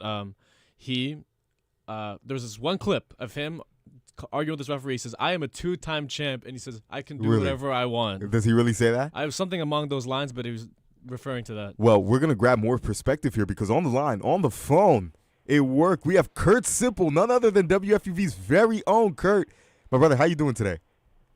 I'm good. How are you guys doing? Long-time listener, second-time caller. Second-time caller. We're going to get you more. You need to call in more, Kurt, more. We want to hear your pleasant voice, 718-817-2750. Again, for anyone who wants to be my friend, be our friend here, and join us here. But, Kurt, yeah, we're talking Dan Hurley. We're talking Big East basketball, and I don't know from your perspective, did you consider an upset? I don't know what's going on down in Connecticut. I don't personally think that that's an upset that Creighton beat UConn. I mean, I picked Creighton to win the whole thing. I think they're going to beat the Johnnies today. Really? I think they're really good. I think Colkburn is really good as well. 5 years. I mean, he's just been tearing it up. And they have other guys that are just so good too. Jace Green, like Hurley said yesterday, he was like a 5-point per game scorer. I think he went for 19 points. I mean, those guys are just like what makes up such good basketball that Creighton has been putting on the court. And listen, like you guys were saying before, I think Hurley does have a little bit of an ego. But when you're the best coach in the sport, you're allowed to have an ego. I mean, me and Chris Carino yesterday, we heard him stamping his foot at a referee up in the Chase Bridge. We were all the way up in MSG, and we heard his foot stamp on the court. So that's just how much he's a character in basketball. I mean, can you call him the best? I mean, like it's been from the heights in which you're falling, 2-time national championship. You finished the best. You think he's the best? Rick Pitino has entered the chat. Oh, you see there. Kurt has something to say about this. I know. Well, no, I don't think. No, Rick Pitino is definitely one of the best coaches. Period. Don't get me wrong. I was talking to our very own Bobby Chaffardini about that yesterday. But you don't win two back-to-back national titles off of nothing. You know what I mean? There's a lot going on there, and it doesn't just happen because you're not a talented coach. He's definitely a very talented head coach. And one of the best for a reason. I think Dan Hurley's a fantastic coach. I just think it's just. I mean, if you want to make an argument for the greatest coach, I mean, Rick Pitino, he's won every single place he's gone. Obviously, it usually takes until his second year. Last year wasn't exactly the greatest for the Johnnies. But Dan Hurley, he is coming off 2 national titles, but I think he has a ways to go in terms of achieving that. I can win anywhere I go. Especially when this year, your roster isn't as strong as last year. Because last year, Tristan Newton, Stephon Castles, Donovan Clingan, you have everything. You have everything. So this year, it's kind of been like, all right, now you got to really prove that you are that guy. Well, don't get me wrong. I do think he's trying to prove he is that guy. And I mean, I think he's relying a lot upon that the Big East tournament might not matter. I think is kind of his narrative. I feel like he's going for a little bit. He's saving it for the NCAA tournament. At least that's what I kind of was gathering from what he was talking about yesterday. And I mean, that's where it matters the most. I mean, you don't get rings. I think you might have get rings for winning conference tournaments, but I'm saying you don't get national notoriety for winning a conference tournament. You get the national notoriety for winning the biggest championship probably in college sports other than football. I mean, Creighton over the Johnny Red Storm. I don't know how I feel about that, mainly because I'm a big R.J. Lewis Jr. guy.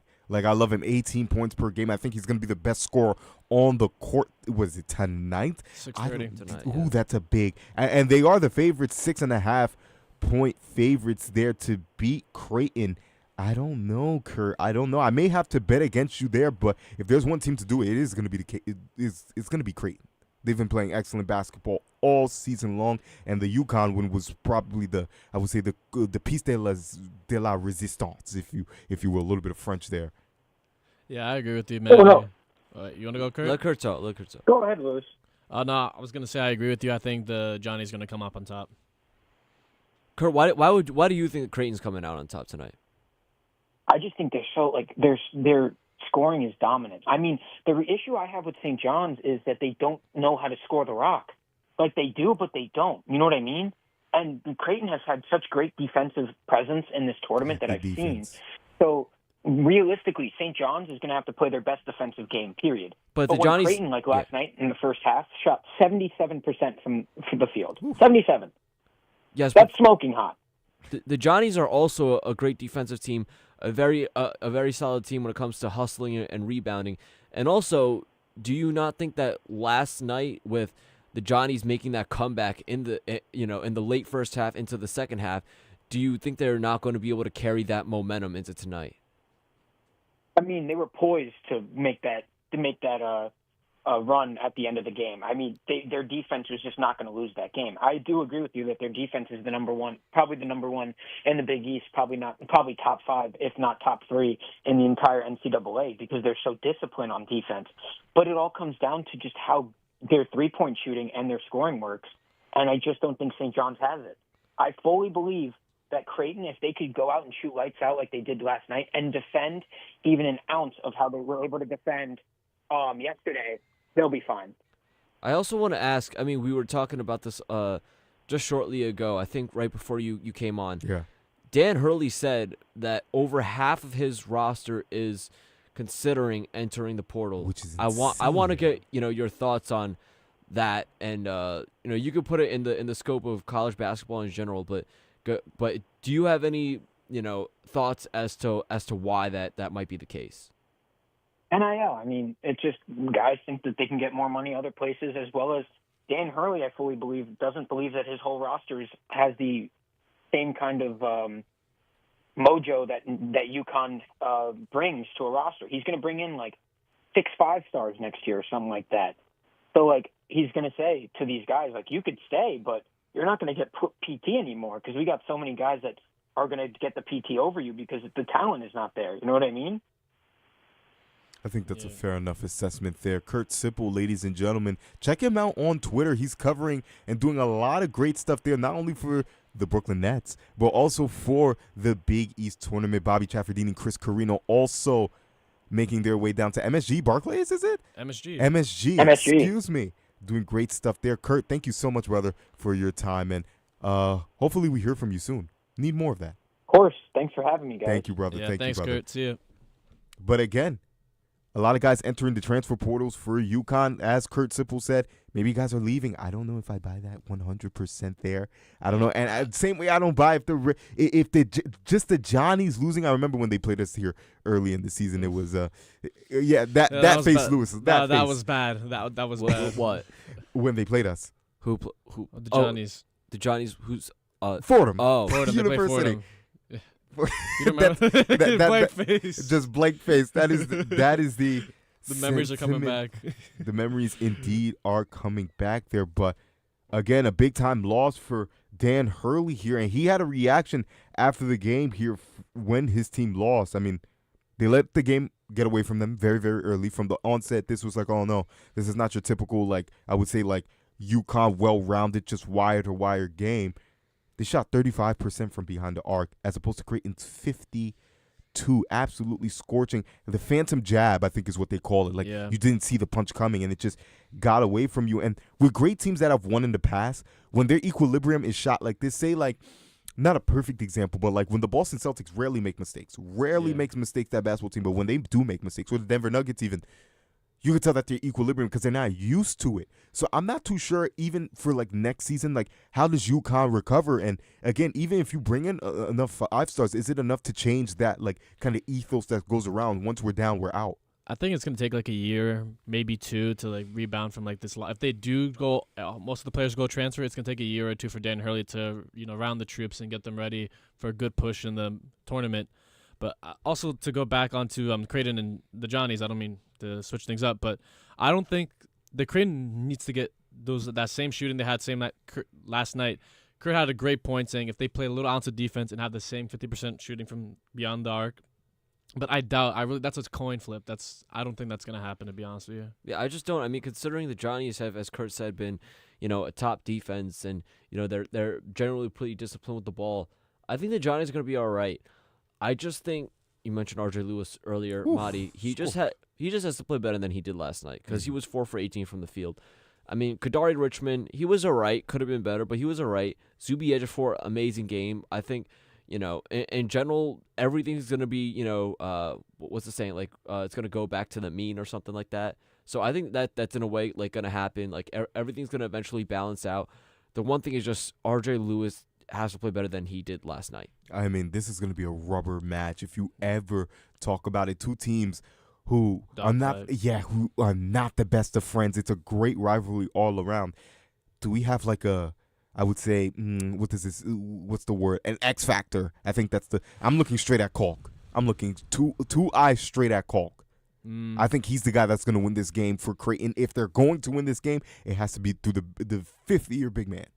I think so, yeah. He's really been the leader for this team, and he needs to step up and be the one that leads them to win this game. But it's going to be a great game because I think it could go either way, but I'm really hoping the Johnnies win it as representing New York. Because it's been on his mind. You go back to the 85-81 double overtime win over DePaul in the quarterfinals. Kalkbrenner, he let the entire media contingent know how much the goal has been on his mind. Quote, I've been saying ever since I decided to come back for another year, I haven't gotten a Big East championship yet. Almost like that last year Zach Edey type of energy where I need it. And I like it. I like it from him. I do believe it. I said the same thing with Zach Edey. I said I believe it. I think he's going to win. Obviously, he fell to the Huskies, but I don't know. Something about Kalk, man. He played his rear end off on Thursday and Friday. And 32 points, 9 rebounds, 5 block shots, 47 minutes against DePaul, 12 points while helping UConn to go 10 of 21 on layups, 45% overall on shots inside the three-point line while playing all but 73 seconds. So he's been putting in the work there. I think the X factor is, I mentioned one, RJ Lewis.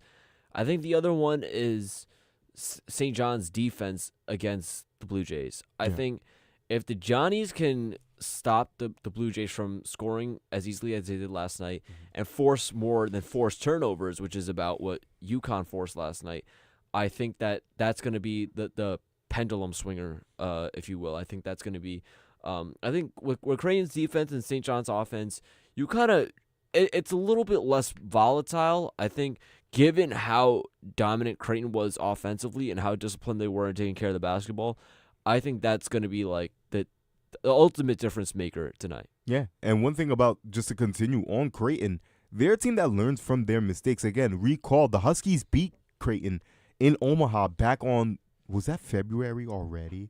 Was it February or was it late January? It may have been February if I'm not mistaken. I mean, like, they were doubling Kalk. They were trying to keep the ball out of his hands. They were pressuring Steven really heavily so they couldn't get into their offense, but then they adapted and they did what they did. So a team that's learning, a team with that defensive instinct who can score the basketball here. Again, if one team's going to beat the Johnnies, it's going to be Creighton. But I'm just excited for this game. There's no other words. March Madness is here. Basketball is here. Only a week away. Only 1 week away. I mean, 4 minutes left in the segment. Any final remarks regarding this game? I think it's going to be game of the year. I'm just very excited as you know, being a Johnny's fan for a long time. It's just like, oh, are you actually? Yes. I did not know this about you. So just to finally see this, because obviously they haven't been, you know, really that great in a long time, and this is the best team in, you know, over a decade. So just really looking forward to it. And I think that the team also just needs to carry over the momentum from the second half in last night's game against Marquette. It's good that they really pulled away at the end. Bring that same energy tonight. I know Rick Pitino's going to be on his A game. Know what Rick Pitino's going to bring. Yes, we do. You know, it's been far too long, decades, dozens of years of experience for him. This team's just got to come and play tonight and come away with the W. Yeah, it's really exciting to finally have a New York team. It's been a while, really dominated the basketball scene in the college. But I'm like Rick Pitino. I'm happy to see him, the Godfather, pull up in his nice white suit and just show up. I mean, we're getting a 1 versus 2 matchup in the semifinals. I wish it could have been the finals, just a hypothetical there, but I will take it either way. Ladies and gentlemen, that's going to do it for our Big East talk. But as we come back, we're going to open the discussion more to some general college hoops. Ladies and gentlemen, do not go anywhere. We will be right back on One-on-One.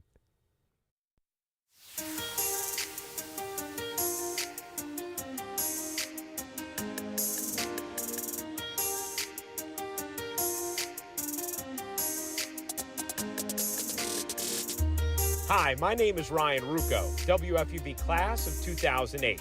WFUV is your home for all things Fordham athletics, with live coverage of Fordham football, Fordham men's and women's basketball, in addition to our Saturday show, One-on-One. Stay right here on 90.7 FM for all things WFUV sports.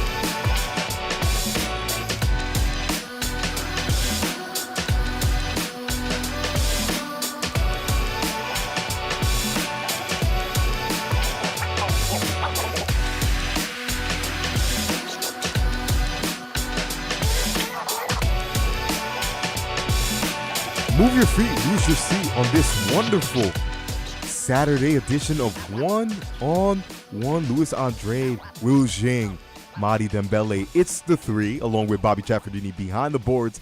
And it's been a great show so far. So let's keep it going. Let's continue with the hoops. And we're going to open up the conversation not just to Big East talk, but just to tournament talk in general.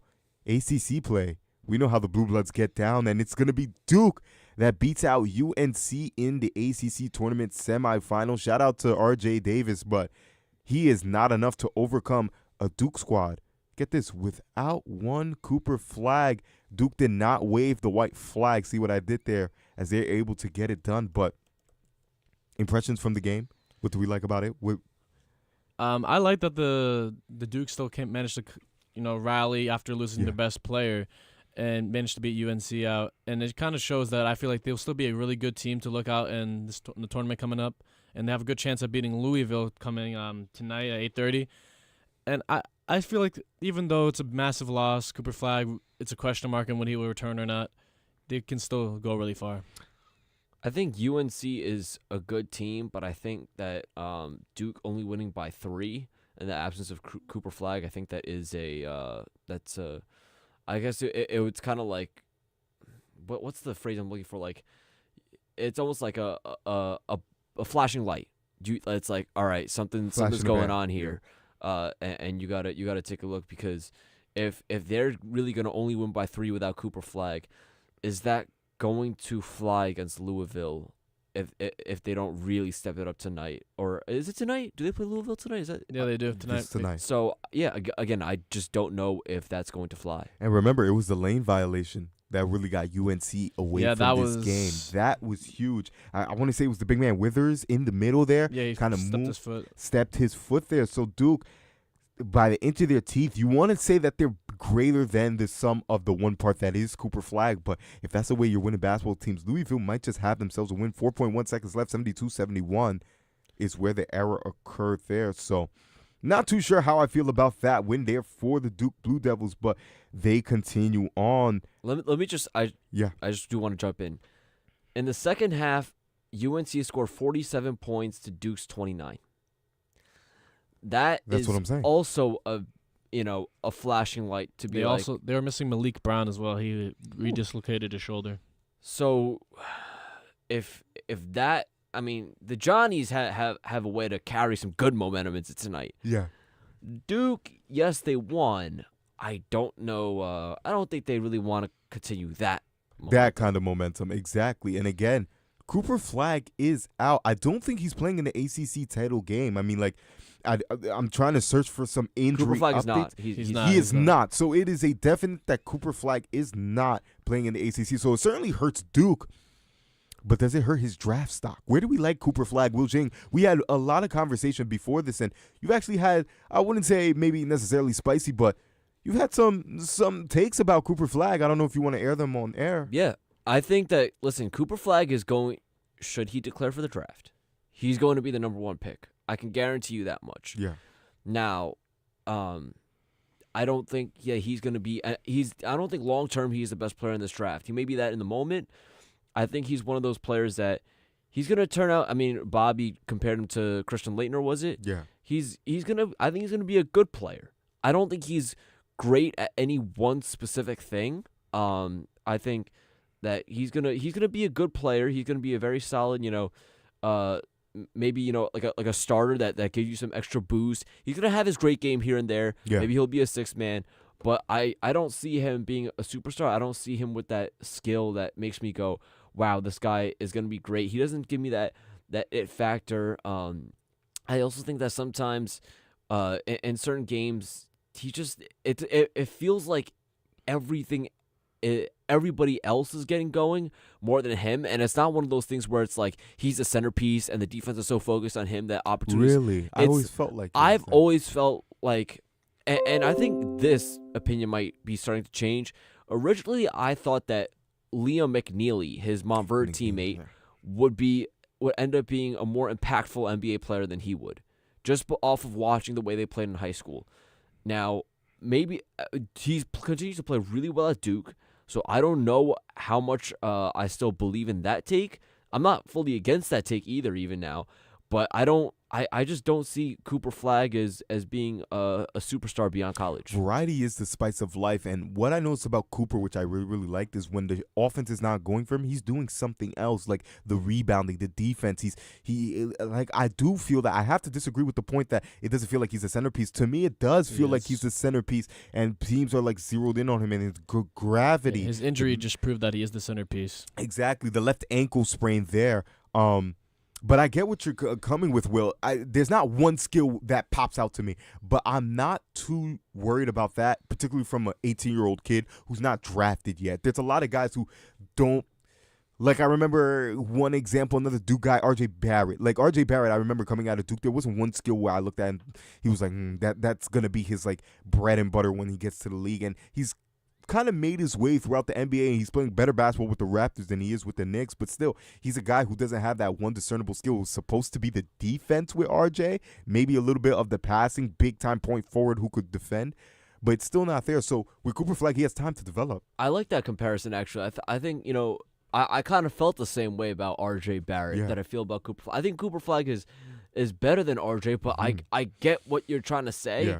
I think Cooper, not that they're the same, they're different sizes, a little bit of a different style, but I think Cooper Flagg just overall the circumstance, overall quality and circumstances, he's very similar. He's better, but you see what RJ has become. Yeah. I think Cooper Flagg is going to be that a little bit better. Yeah, I think Cooper needs to stay one more year in college to develop his game. He's a young guy, 18. He still has like one more step to actually be that true dominant guy. Obviously, he's going to go number one if he declares. It's for him. It's you take the money, or do you want to be the better player? And it's really up to him in that scenario. Do you have that same sentiment for the other guys in the draft? Would you say they need to stay another year in college? Because I don't think Ace Bailey, Dylan Harper is the one like pro style ready to go right now. He looks to me like Cade Cunningham. That's the guy. Like, he's patient. He plays at his own pace. He has this smooth veneer and poise to him. He's the smartest, just as Bobby Chaffardini said. He seems to be the most IQ driven 6'7" point guard. 6'7", like great size, like lanky, long. I'm worried about the jump shot, whether or not it will translate, but that's usually a thing with young guys. But he's the one guy. I wouldn't say the same thing about Ace. VJ Edgecombe is another guy you said. I don't know if it's just Cooper who would have to stay in that instance, because I think he's better than those guys. I think all of them. Listen, if I'm all of them, you go to the league right now, right? Of course, money. No, not just yes, the money. Okay. But I also think that, I think it's just better for their career to go right now. I don't think that staying another year in college is necessarily going to make a big difference. There's some players that you can see that for. I don't really see that for any of these guys. Even VJ, who I said this earlier as well. I think his biggest issue is offensive consistency, and just kind of being that guy consistently, like a star player consistently. He, unlike Cooper Flagg, he has that one skill that I go that's that skill, but he doesn't have the consistency to make him an immediate impact player in the NBA. But even for him, I would say staying another year at Baylor is not going to do anything for you. Go to the NBA. I think he'll end up being somebody where, with better coaching, better teammates, I think he'll also be able to learn that way. And I think it goes the same for all these players. And we got a little bit more perspective from beyond the board. Bobby Chaffardini is going to jump into this conversation. Bobby, good to hear from you as always. I know you're right there, but we always love to hear your voice. Yeah, guys, can you hear me? You got to talk to other Mike, Bobby. We one on your left. Well. Yeah, not very well. I think it's going to be the other one. Let's see if we got you. Okay, how about now? There we go. There he is.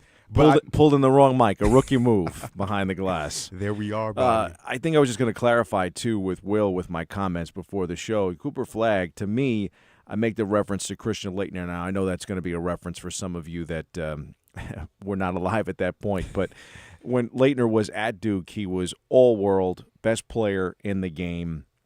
And, expectation was that he was going to be a superstar NBA player. He ends up on the Dream Team, the only college player at that time to do so.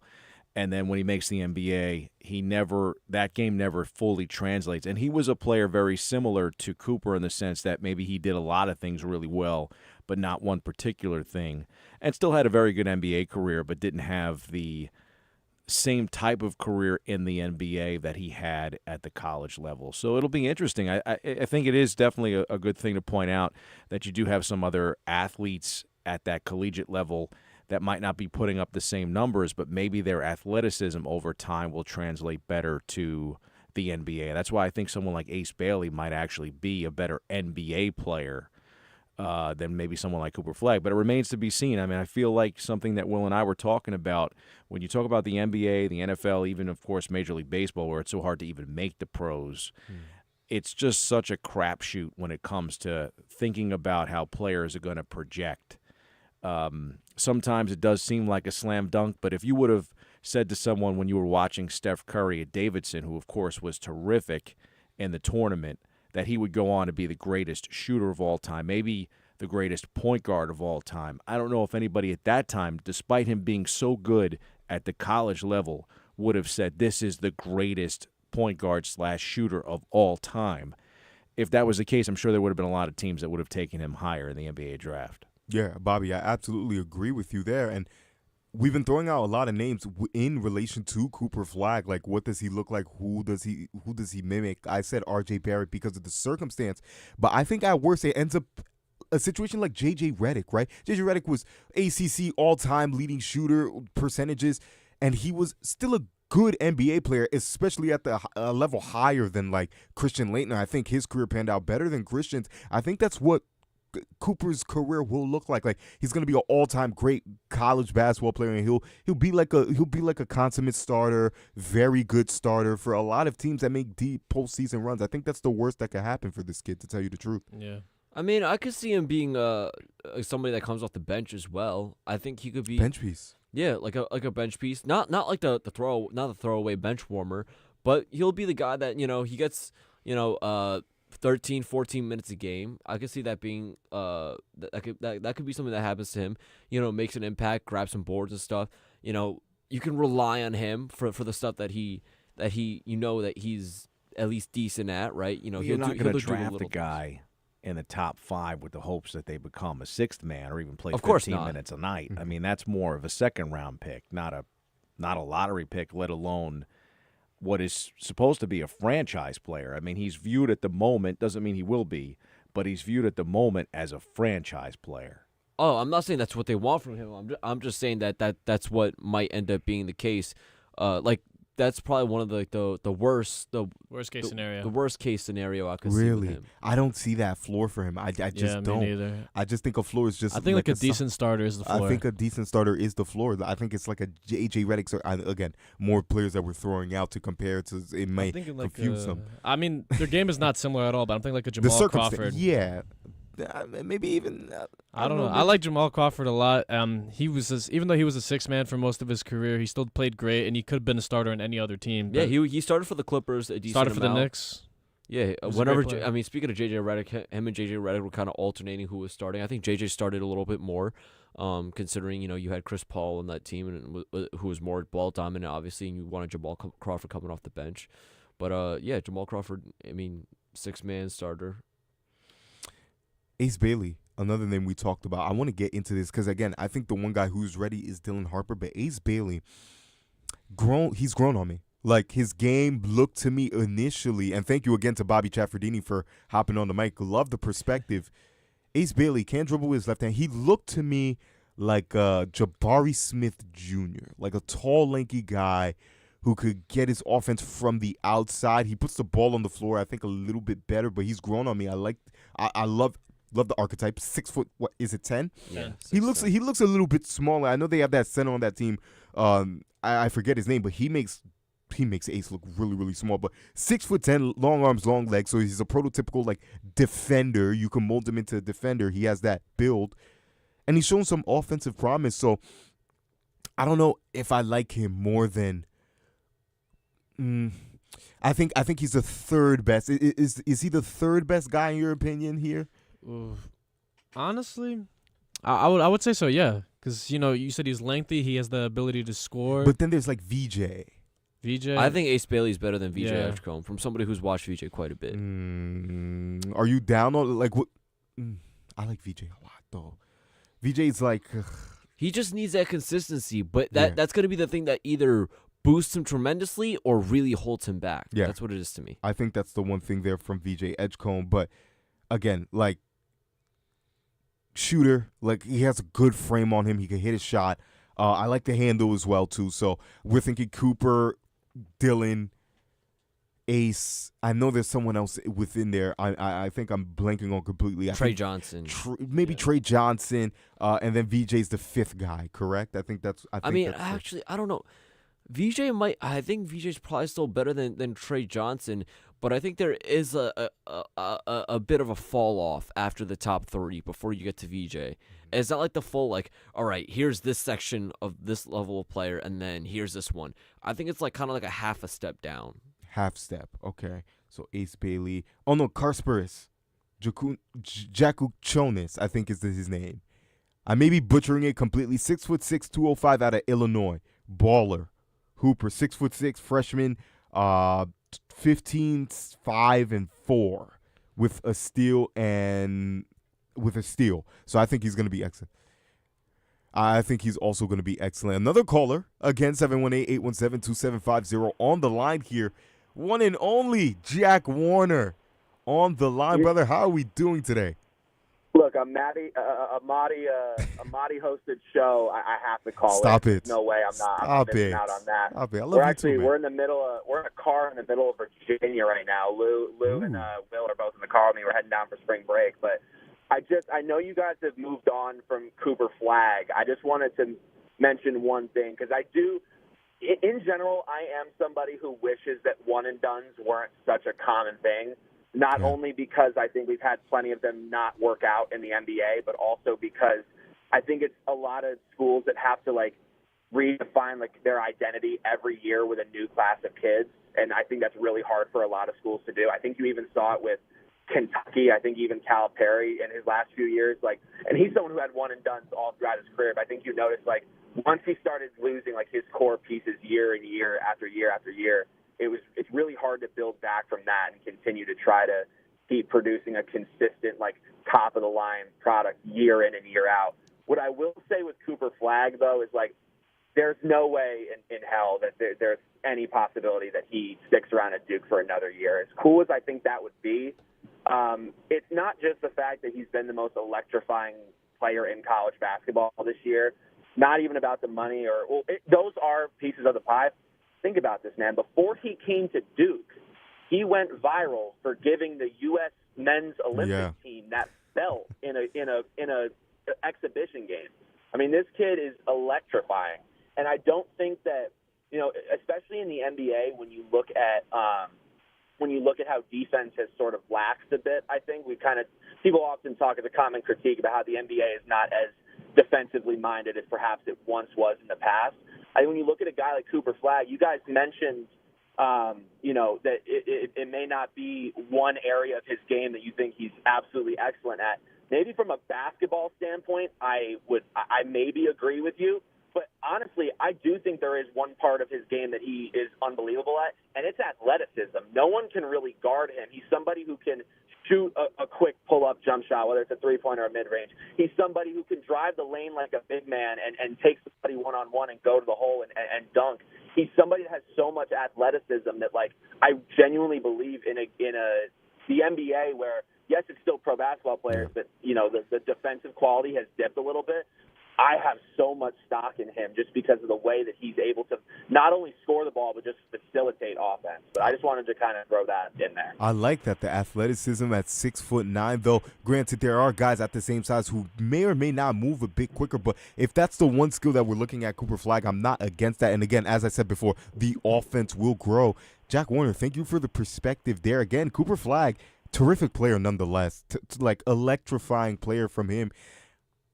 And that's going to do it, boys. A lot from college basketball and a lot to deliberate. The only thing that's going to be final is when the draft is near and dear when it comes. That's the only thing that we're going to have to sit and wait for.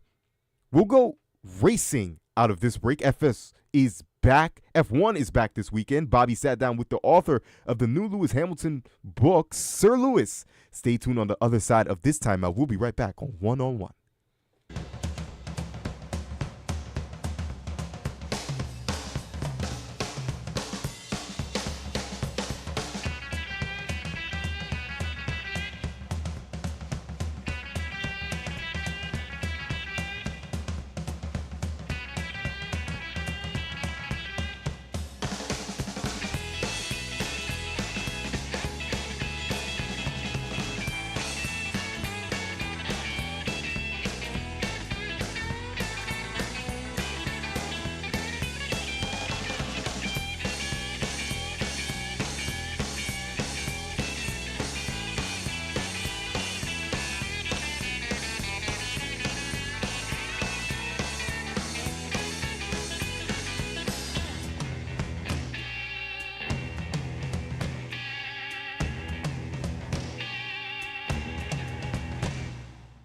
You're listening to WFUV, New York.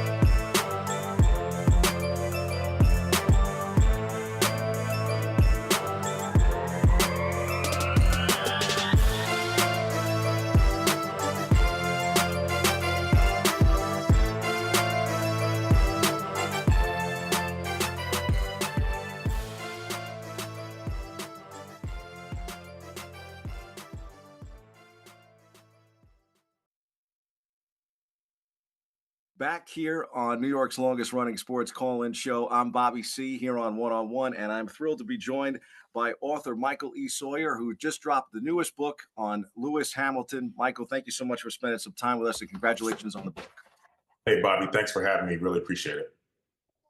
You know, I think that this book, you know, you've touted it as the definitive biography on Lewis Hamilton. And in my mind, he is the greatest driver of all time.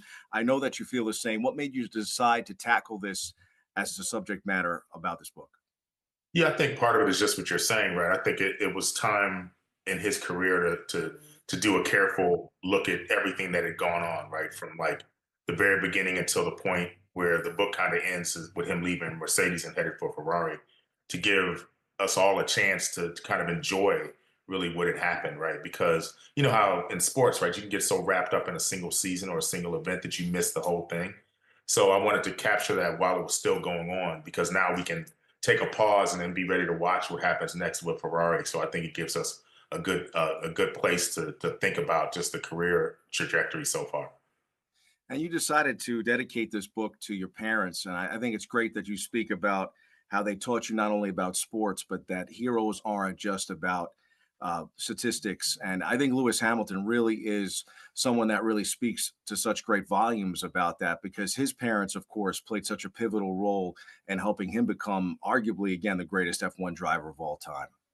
Yeah, I think the book has a lot of layers to it. And one of them is about parenthood and what it means to have a child who has serious ambition, right? I mean, I don't think this is limited to sports. I don't care whether it's a kid who wants to be a great math teacher, right? Just how parents are there to kind of teach and give support where necessary. So I think Lewis's story is really one that shows that, right? Because his parents and, you know, his dad gets a ton of attention, but it's also his mom, stepmom, his brother, his kind of close-knit family really got behind this effort. And I think it really shows. And, you know, my parents, as I mentioned, I grew up in the 70s in Chicago. So Ali was, you know, my hero for my entire life. And I remember my dad taking me to see Ali's fight against Larry Holmes on closed circuit TV. And I cried for like 2 days after that, right? Because And it was that, and I try to look back at that and remember that Ali's career was more than just that one fight, right? And so it took me a long time to get over that. So I think it's important for sports fans and for just people who are interested in Lewis period to kind of take a moment and just enjoy the career that we've seen and be glad to have been able to watch it as it's happened. Yeah, I mean, in my mind, nowadays he's compared obviously to other drivers in the, let's say, in the twilight of their career. But, he just comes out in this Time magazine article and speaks about how he would like to race and can see himself racing into the age of 50. And, when you look at someone like Michael Schumacher, who, of course, he's tied with the 7 championships, and you could make a case that he really already has 8 championships. I think the way that he has performed the last couple of years, Mercedes, of course, down, he doesn't look like he's lost a step as a driver. No, I think, for any athlete, it's a race between what you know about the sport and what you can produce, physically, right? And I think Lewis is in a very good position now where he knows so much, can still, to your point, still can pull it together when he has the right equipment. Because Mercedes just didn't have a car to deliver to him since 2021 that he needed to be as competitive. But I think what we saw last year at Silverstone showed that he still can, produce the necessary. Yeah, be as fast as he needs to be. We saw flashes of it, right, a couple of times, and some missteps on the part of the team that I think the team took responsibility for. So I was excited about what I saw last week with testing with Ferrari. So I think we're in a position to see some more excitement from Lewis. I don't think, to your point, I don't think he's done yet. Yeah, I mean, I think when you compare him to other great legendary athletes, and he even said, don't compare me to anyone else. But I think if you were to probably compare him to someone, let's say at that age in their respective sport and the impact that they've also had as a cultural icon, to me, he's more Michael Jordan in the twilight than he would be some of these other famous race car drivers that never won again in Formula One. Yeah, like Michael Schumacher. Yeah, I think that's right. I'm from Chicago, so Michael Jordan always means a lot to me, right? But I think to your point, right, Lewis is one of these drivers who will look back and part of his story will be the drivers who didn't win championships that probably would have if he hadn't been in the sport. So same thing for basketball. You think about Barkley, you think about Ewing, these people who aren't able to get around this kind of immovable object, right? So Lewis, I think Fernando Alonso probably would have won more championships if not for Lewis. I think certainly Nico Rosberg would probably have won more championships if not for Lewis. So I think he's that type of figure. So I think you're right to compare him to Jordan. And over the years, especially with being able to do the show and having so many great guests on, I became friends with Willie T. Ribbs, who's the first black driver to not only test an F1 car, but then also race and complete the race in the Indy 500. And he says the same thing all the time. Like, this idea that Lewis Hamilton is in a class all his own because of all of the challenges, not just as a driver, but then also the racism that he's had to endure in the sport. And to me, it's remarkable, Michael, that to this day, you still only have one black driver in the sport. Right. Yeah. I mean, Formula One is such a difficult place to get to, right? It's like, because I think in most countries we have such an evolved system that allows access, right? So you think about the way football operates in any major sport in this country, right? There are kind of clear paths that really have become clear and also have reduced just the expense of getting there, right? So we think about Formula One, you're talking about 20 seats in the whole sport. You're thinking about, from the United States, there's really no series to get into. So you've got to get over to Europe to participate in it. And in this country particularly, and I think Ribbs is a good exemplar of this, right? Like he was groundbreaking in what he was up to. And I think Lewis took that, has extended that in ways that we can hardly imagine. But yeah, it'll be, and if there are more drivers of color or women drivers, much of that will be because of Lewis's efforts, I think. Oh, 1,000%. Yeah, I mean, to me, it's a very exciting time. I mean, I was always a Ferrari fan, but became a Mercedes fan because I am such a big Lewis Hamilton fan. And then, of course, being such a big Formula One fan like yourself, you talk about the greats. And I think to myself that I believe that Lewis is in that special category because, again, if you were to compare other sports, for example, think about the pioneers of the game. I'm going to go with, let's say, someone like Jackie Robinson. Jackie Robinson, of course, one of the greatest players of all time, but maybe his accomplishments should be so much more revered and put into perspective because of what he had to deal with, in addition to trying to be a great player, And I've heard some other analysts sometimes talk about some of the legendary players that way, someone like a Jackie Robinson, that you might have to put more emphasis on what they had to endure just to be as great as they were, to be in that conversation with the greats of the game. And I think if you look at Lewis Hamilton's career, I know some people will go out there and they'll say Senna or they'll say Schumacher, but I think what he's accomplished, just even to put himself in the same situation, knowing, like you said, with the socioeconomics of the sport, the fact that his both of his parents had to make such sacrifices for him to go from remote control cars to karting and then to eventually make it as an F1 driver. I mean, I think his career is very much like that of a movie magic. I mean, I should do a film about him. I know right now he's working on the new F1 movie, but Lewis Hamilton's story is just remarkable. And you capture all of that in this book. What made you decide to drop it now? I mean, did it have some of that have to do with the move to Ferrari? So when we started putting the book together, we had no idea the move to Ferrari was going to happen, right? Because you know how this goes with like the writing process.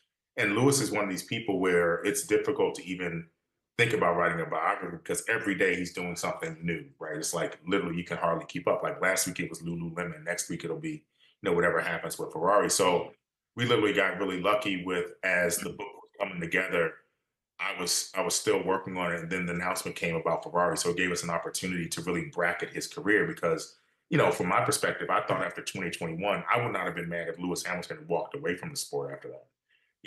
With that type of outrage that surrounded not just a bad decision for him, but I think a bad decision for sports generally, right? That where a victory is taken away in that fashion from an athlete.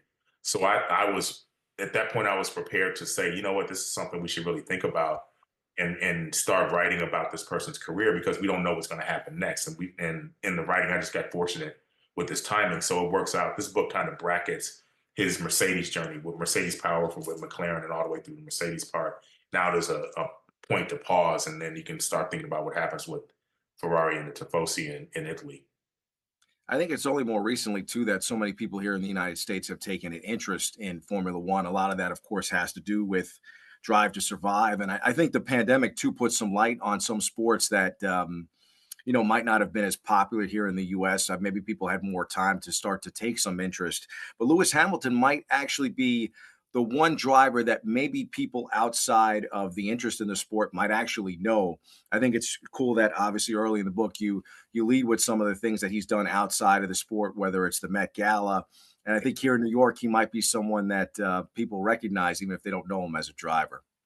Yeah, I think that's right. You can see this in the marketing because, the Lululemon line that he's supporting came out last week, and there's no reference at all to cars in the entire ad, right? It's just, same thing with Moa luggage, the same, he's in that way, he's transcended the sport where he's a brand unto himself. And, he's one of these people who just has, whatever you want to call it, right? He's got charisma, Q factor, whatever. He's got that. And I mentioned in the book how you can see it from a very early age, literally that first commercial event of him on a children's television show, right? Driving a remote control car. He's got it all together at that point, right? So yeah, I think that shows, and I think you're right? Netflix and then the pandemic and social media, it all kind of comes together at a time when you have an athlete who can be elevated in that way. So I think it's fascinating. It's a fascinating technology and media story as well as a story about an athlete. We're joined here now on One with author Michael Sawyer, who's also a professor at the University of Pittsburgh. How much did that role that you have outside of writing really help you, especially considering what you teach at the University of Pittsburgh? Yeah, it's complicated because I'm a literature professor, so I do a lot of reading other people's work and commenting on it, right? So, as you're writing, you're trying to figure out how this fits into a larger kind of conversation, right? So there are a lot of sports are, like I mentioned in the introduction, right? Or the dedication, sports have been around my life forever. So I have a series of kind of writers that have written on sports that I really wanted to pay homage to in this as well. Like from Pittsburgh, John Edgar Wideman, who actually was one of my professors in grad school, wrote a wonderful book about basketball, just, the way basketball fits into his life. I think others like Pat Conroy's book, My Losing Season, was inspirational. Obviously, you have Hemingway's Death in the Afternoon. These are important kind of sports books that I think use sports as a point of departure to talk about other things. So really what I wanted to do is, in similar fashion what Lewis is doing, take Formula One, and then be able to show how it relates or how he relates it to all these other things. So, it's a tough book to write from that perspective because Formula One fans don't want you to kind of explain how qualifying happens, but you kind of have to give an on-ramp to people who were there, who know Lewis from the Met Gala or who know about, other his social justice activities, et cetera, who want to embrace the sport and learn a little bit more about it, even as they're watching something like Drive to Survive. When all the things were happening, obviously with Taylor and George Floyd, and how Lewis was able to really use the platform, as you said, for Formula One. I mean, as it was unfolding, were you impressed just by what he was able to accomplish in a short period of time? I mean, now, of course, with the initiative as well, too. I mean, he's really done a lot to try to make inroads in a very quick amount of time. Yeah, I think that's right. I think Lewis gives us an opportunity to think differently about activism, right? Because, as I mentioned, I grew up, post 60s, 70s, where activism was exemplified by Ali, Tommy Smith, John Carlos, these kind of athletes who Arthur Ashe, who kind of took a stance, but information flowed a lot more slowly, right? It took forever. You got to write a letter, write a newspaper article, et cetera. But Lewis arrives in this kind of digital age, and he basically gets informed about what happened with Breonna Taylor by Naomi Osaka's effort, where she had started wearing, I think she was wearing a mask that said something about, the death of Breonna Taylor, the murder of Breonna Taylor, and he adopts that, right? So much of that is a technology story, and then he's also advocating from the very top of the sport, right? So if you think about Kaepernick, as much as we know about him making it to the Super Bowl, when he started his protest, he was not at that level of play at the time. So Lewis was doing this from the very front of the grid, right? It's like the premier driver. So it set the tone for an entire sport, and again, one in which there's no one else who looks like him, anywhere, except for maybe the one person who just retired who was the mechanic at Red Bull, right? There were no black faces around the sport, very few. So he was really, and he's in Europe and caring about something that's happening in the United States. So it shows the kind of the range that he has and the ability to focus on more than one thing at a time. And then I guess just in closing, Michael, what are you hoping to accomplish with the book? I mean, I think, like I said, you've done such a wonderful job of balancing a lot of the content between Formula One stuff for the fans that are just into racing, but then again about speaking about much bigger things that go outside of racing and using Lewis Hamilton's incredible story to really tell that. Yeah, I mean, I hope that the book gives us a chance to celebrate an athlete while we still have them to celebrate. Because as I mentioned earlier, there's, we have this kind of "what have you done for me lately" attitude with athletes sometimes. I really think if you think about an athlete like LeBron James, even, right, the kind of critiques of him that sometimes ignore like the kind of long journey of this person's career. I hope that this book gives us a chance to kind of pause and think about that, and also take in all these other things. And now as we watch these last moments of his career, however long it takes, that we can do it informed by everything that happened before. Well, it's a great read, and congratulations again on the book. It's available at all major retailers, from Legacy Books, Sir Lewis by Michael Sawyer. Thanks so much. Thanks a lot. Thanks. Here on One-on-One, and I'm thrilled to be joined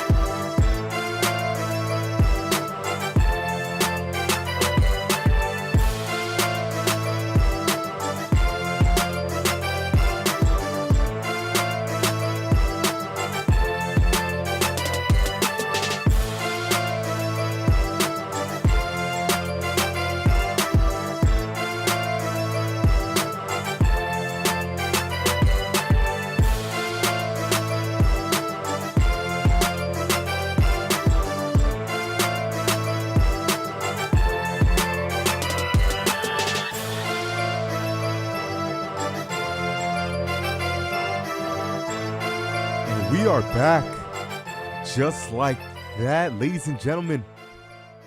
Now in the home stretch of this wonderful show here, one-on-one. I'm Madi Dembele, Will Jing, and Luis Andrade.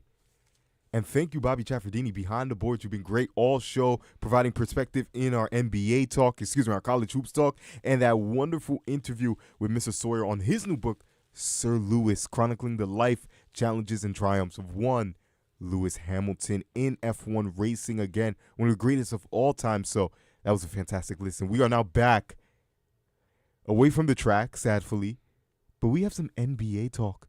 We're going to go conference by conference here. And the Cleveland Cavaliers, kicking in the door. How are you doing? You know, I didn't have much stock in this team. I know Will Jing has the Cavaliers jersey. Are you a Cavs fan? Is this what's going on? You are indeed a Cavs fan. Check out his Twitter.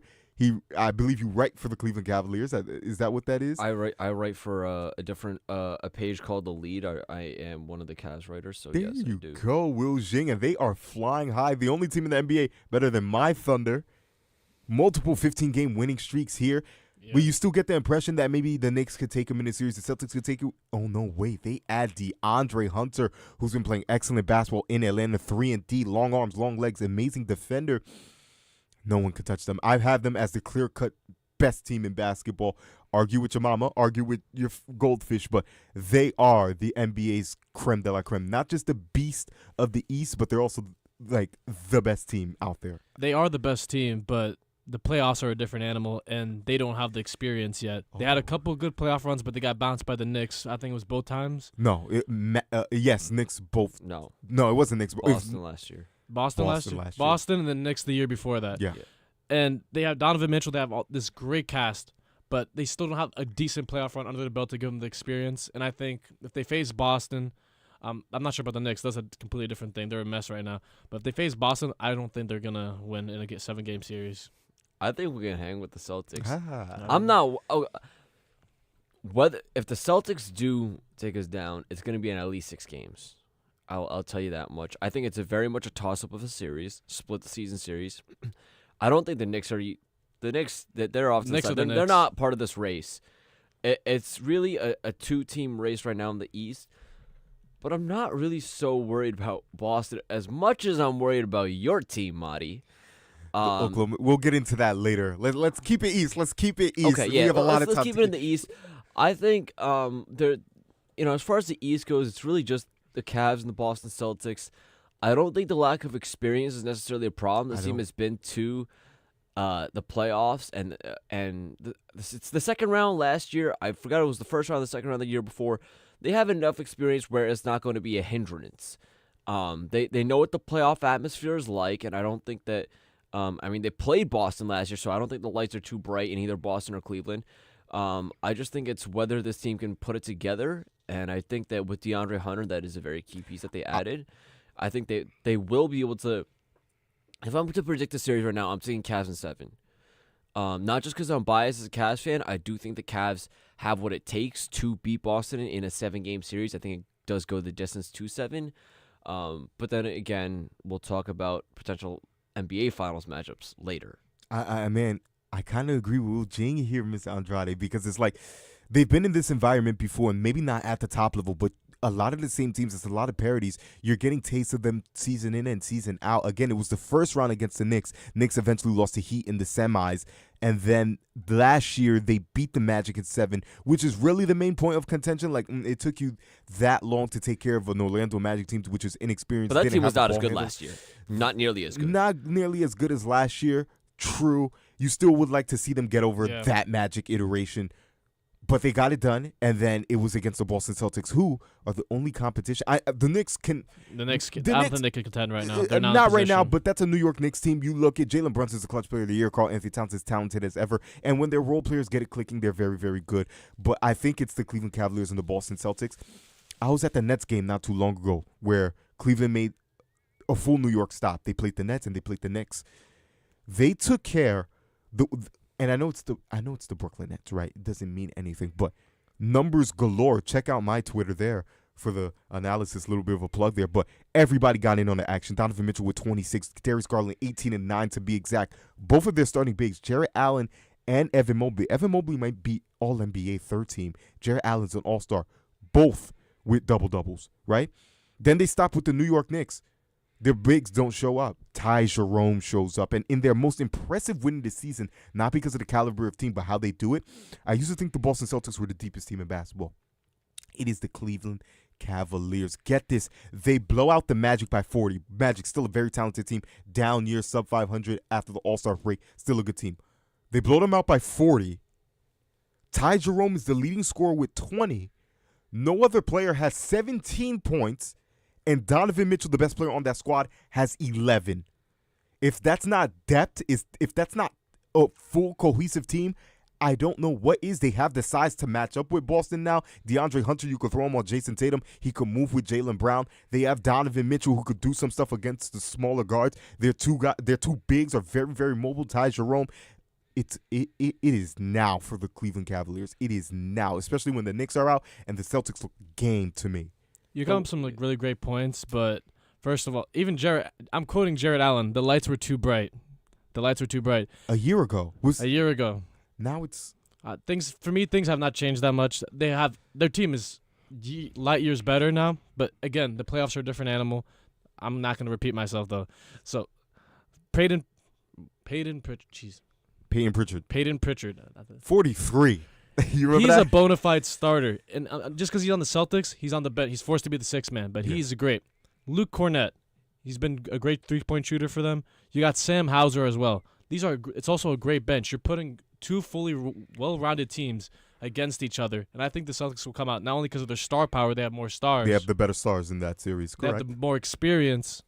They just have they know what it takes. They've come to the Eastern Conference Finals multiple times. They've lost, and they know how it feels to lose like that. I mean, I think the Cavs are the better oiled machine, though. Yes, better oiled machine. And also, yes, that's what Donovan Mitchell, I'm pretty sure, was hurt in last year's series, which is why they were only able to take one game. This is true. That also brings up the one question I do have for the Cavs is, I think when they played Boston the first time, and it also happened when they played OKC and other good teams, Donovan Mitchell has not delivered. Yeah. They have won. They've even won with him not delivering. But he's going to need... They've had big games where he did deliver. But he's going to need to deliver like that at least 80% of the time in the playoffs if they are to beat Boston, if they are to win the NBA Finals. If they do, this team is very capable. I think without DeAndre Hunter, this team doesn't have a shot at beating... they have a shot at beating Boston, don't have a shot at winning the NBA Finals. With DeAndre Hunter, I think there's a different ball. I think DeAndre Hunter was a big I got a signing. question. For Darius Garland, he's proved that he's been a little inconsistent in his play. He's had a great bounce back season from last year. Mm-hmm. Do you think he's be able to bring this into the playoffs?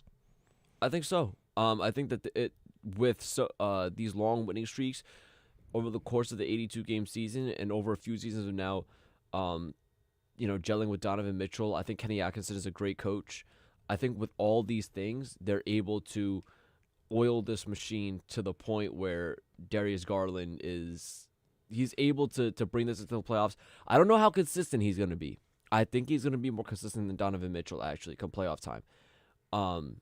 He's not as good of a player when he's at his best than Donovan Mitchell, but I do think he's going to be, at least for the most part, fairly consistent, and he's going to bring a very, very good spark next to Donovan Mitchell. I think he could stay on the floor just based off of his passing, right? I mean, he's always a guy, he may not give you the biggest numbers in terms of putting the ball in the basket, but his assist numbers, like I said, that game in Brooklyn, 18-9, 6 points, over 6.5 assists for the season, which he's top 15, maybe even top 12 in that category. He just played, yesterday? 20 points, 9 assists on the Grizzlies in a very emphatic, I would say, win against a very, very good ball club there. So he's going to without Donovan Mitchell. Without Donovan Mitchell as well. So, and again, Donovan Mitchell is in fact the X factor because he's the best player. And yes, this team is deep, but you can't rely on Ty Jerome to do that throughout the course of a 7-game series. He has to be there. But I think Darius Garland, I think this is his full circle moment where he becomes the polished player where, you can rely on him. Again, he's had a lot of inconsistent seasons. I can think of 2 seasons where he was a bit inconsistent. He's 25 now. At this age, at this point in his career, I think he begins to put it together as a floor general. And I like this Cleveland Cavaliers team. Boston will be interesting. Again, if they do lose, I think it's 6 games, but it's the fight of their life against the Boston Celtics. Because, again, as I said with the Boston Celtics, well-oiled machine. I think the Cleveland Cavaliers kind of emulate them in that respect. But when Boston falters, it's really, really bad, especially when you get bad outings from Jason Tatum, because it's not just he's not filling it up. It's also like boneheaded decisions. His head's down, so he's not recognizing help defense. It's stuff along those lines for Jason Tatum. Jaylen Brown, we all know, left hand. He's falling on the floor. Drew Holiday at some points throughout the season hasn't looked the best. Derek White, I would say, is probably the most consistent part of that. Porzingis is in and out of the lineup. So, I mean, like, don't count them out. Don't count them out. Mess around and find out with this Cleveland Cavaliers team. I like them a lot. I think they're live. I think they're game. I think Donovan Mitchell is the X factor for the Cavs. I think KP is the X factor for the Celtics. Really? Yeah. I think Porzingis being in the lineup gives him so much size and flexibility, and what's the word? Versatility. That I think that with KP they're a different team. If Porzingis is in the lineup, I think Boston is the favorite. If Porzingis is not in the lineup, Is he out currently? I think he's currently hurt, right? I think as of right now, Kristaps Porzingis may be dealing with an injury. No, you have a great point though. Well, in the finals last year, even though he was out for most of his games, he had like one great. I forgot exactly which game it was. He had a great outing, and he really like put some fire into that Celtics team and helped them win that series. Yeah. I mean that amount of that his 7'3" size, that I think in a sense offsets the Mobley Allen duo, and that kind of is the thing that makes that less dominant, which is also why I think that and his ability to stretch the floor, score, and do all of that, rebound, whatnot. You know what Porzingis does. I think that's gonna be really huge. But I do want to quickly before we move on to the Western Conference. What do you guys think about the Milwaukee Bucks? Not that they're that they're in any position to contend for a title, but where are they going? I'll say this really quickly on the Porzingis injury. It's an indeterminate illness that he's saying he's just ill, so he'll miss his 7th straight game. In terms of the Milwaukee Bucks, like you look at it, Damian Lillard, Giannis Antetokounmpo, you still like it because it's Dame and Giannis. I don't know if the supplementary parts are enough to get it done. Like, I used to be a big supporter in Bobby Portis. I would have loved him for our Thunder before we went and got Isaiah, but I thought Bobby Portis was really good. I don't know if he's good in the playoff series anymore. Marshawn Bosch, Kyle Kuzma, Kevin Porter, which that move isolated, I did like it because as a supplementary piece, Kyle Kuzma works. What was he, the 4th best player on that Lakers championship? But Middleton? You traded Middleton that's for a him? bad to trade. get under the apron. Like, who do you get rid of? You want to get rid of Dame, you just traded for him. You want to get rid of Giannis, that's a contention plan. Who do you get rid of out of those guys? He's not. It has to be the Chris. production though. He's shooting in 27 minutes. He's averaging 15 points. That's not bad. But from 42% and 28% for three. This is Kuzma. I mean, Kyle Kuzma, he's still gonna he's gonna throw his shots up, but like under the right context, he works as like this big 3-and-D who could take you off the dribble, maybe hit a pass. I think it's running a little wild in Milwaukee, but under the right circumstance, Kuzma works. And plus, they're under the second apron. They couldn't move at all. Now they can move. I agree. I feel like there's more like of a cap space maneuver. Cap space than with a guy with improvement. upside? Because I don't know about upside because Kyle Kuzma's really proven that he's not that guy. But it was a good move for them for their future, be able to sign up pieces in the offseason. Do you blow it up? Not yet. I would not blow it up. I'll give him at least one more season to prove it. If next season, the 2025, 2026 season is a bust, you just got to blow it up. You got to trade Giannis. I guess. Let Dame go. Kuzma, Brook, well, the whole thing. Brook. I met Brook Lopez at this is really random. I met him at the Natural History Museum. It was so random. There you go. When he was in town for the Nets. Did you have something? Nope. Nothing? Well, again, I feel like it's a 2-horse race in the Eastern Conference. Cavs, Celtics, Knicks, Bucks, Pacers still lurking. And on to the West we go. After a very, very quick break here on One-on-One, ladies and gentlemen, stay tuned. Don't go anywhere. We'll be right back.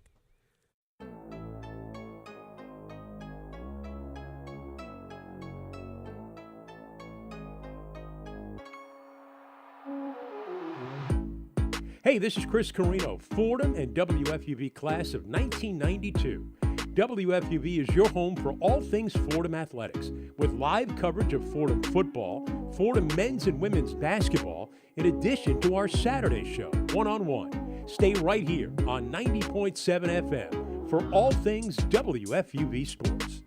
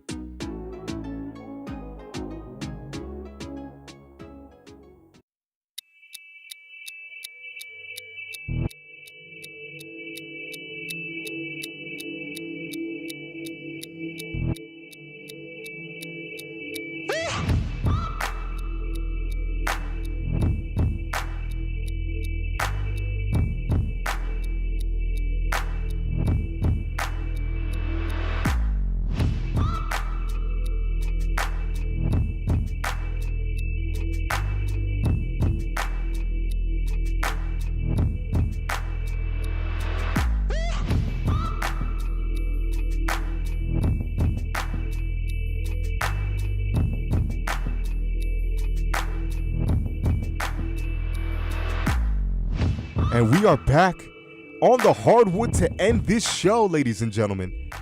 And we have a bit of breaking news. Wu Jing had the presence of mind to bring this up, but Kyle Neptune is no more for the Villanova Wildcats. He is gone. He is out of there.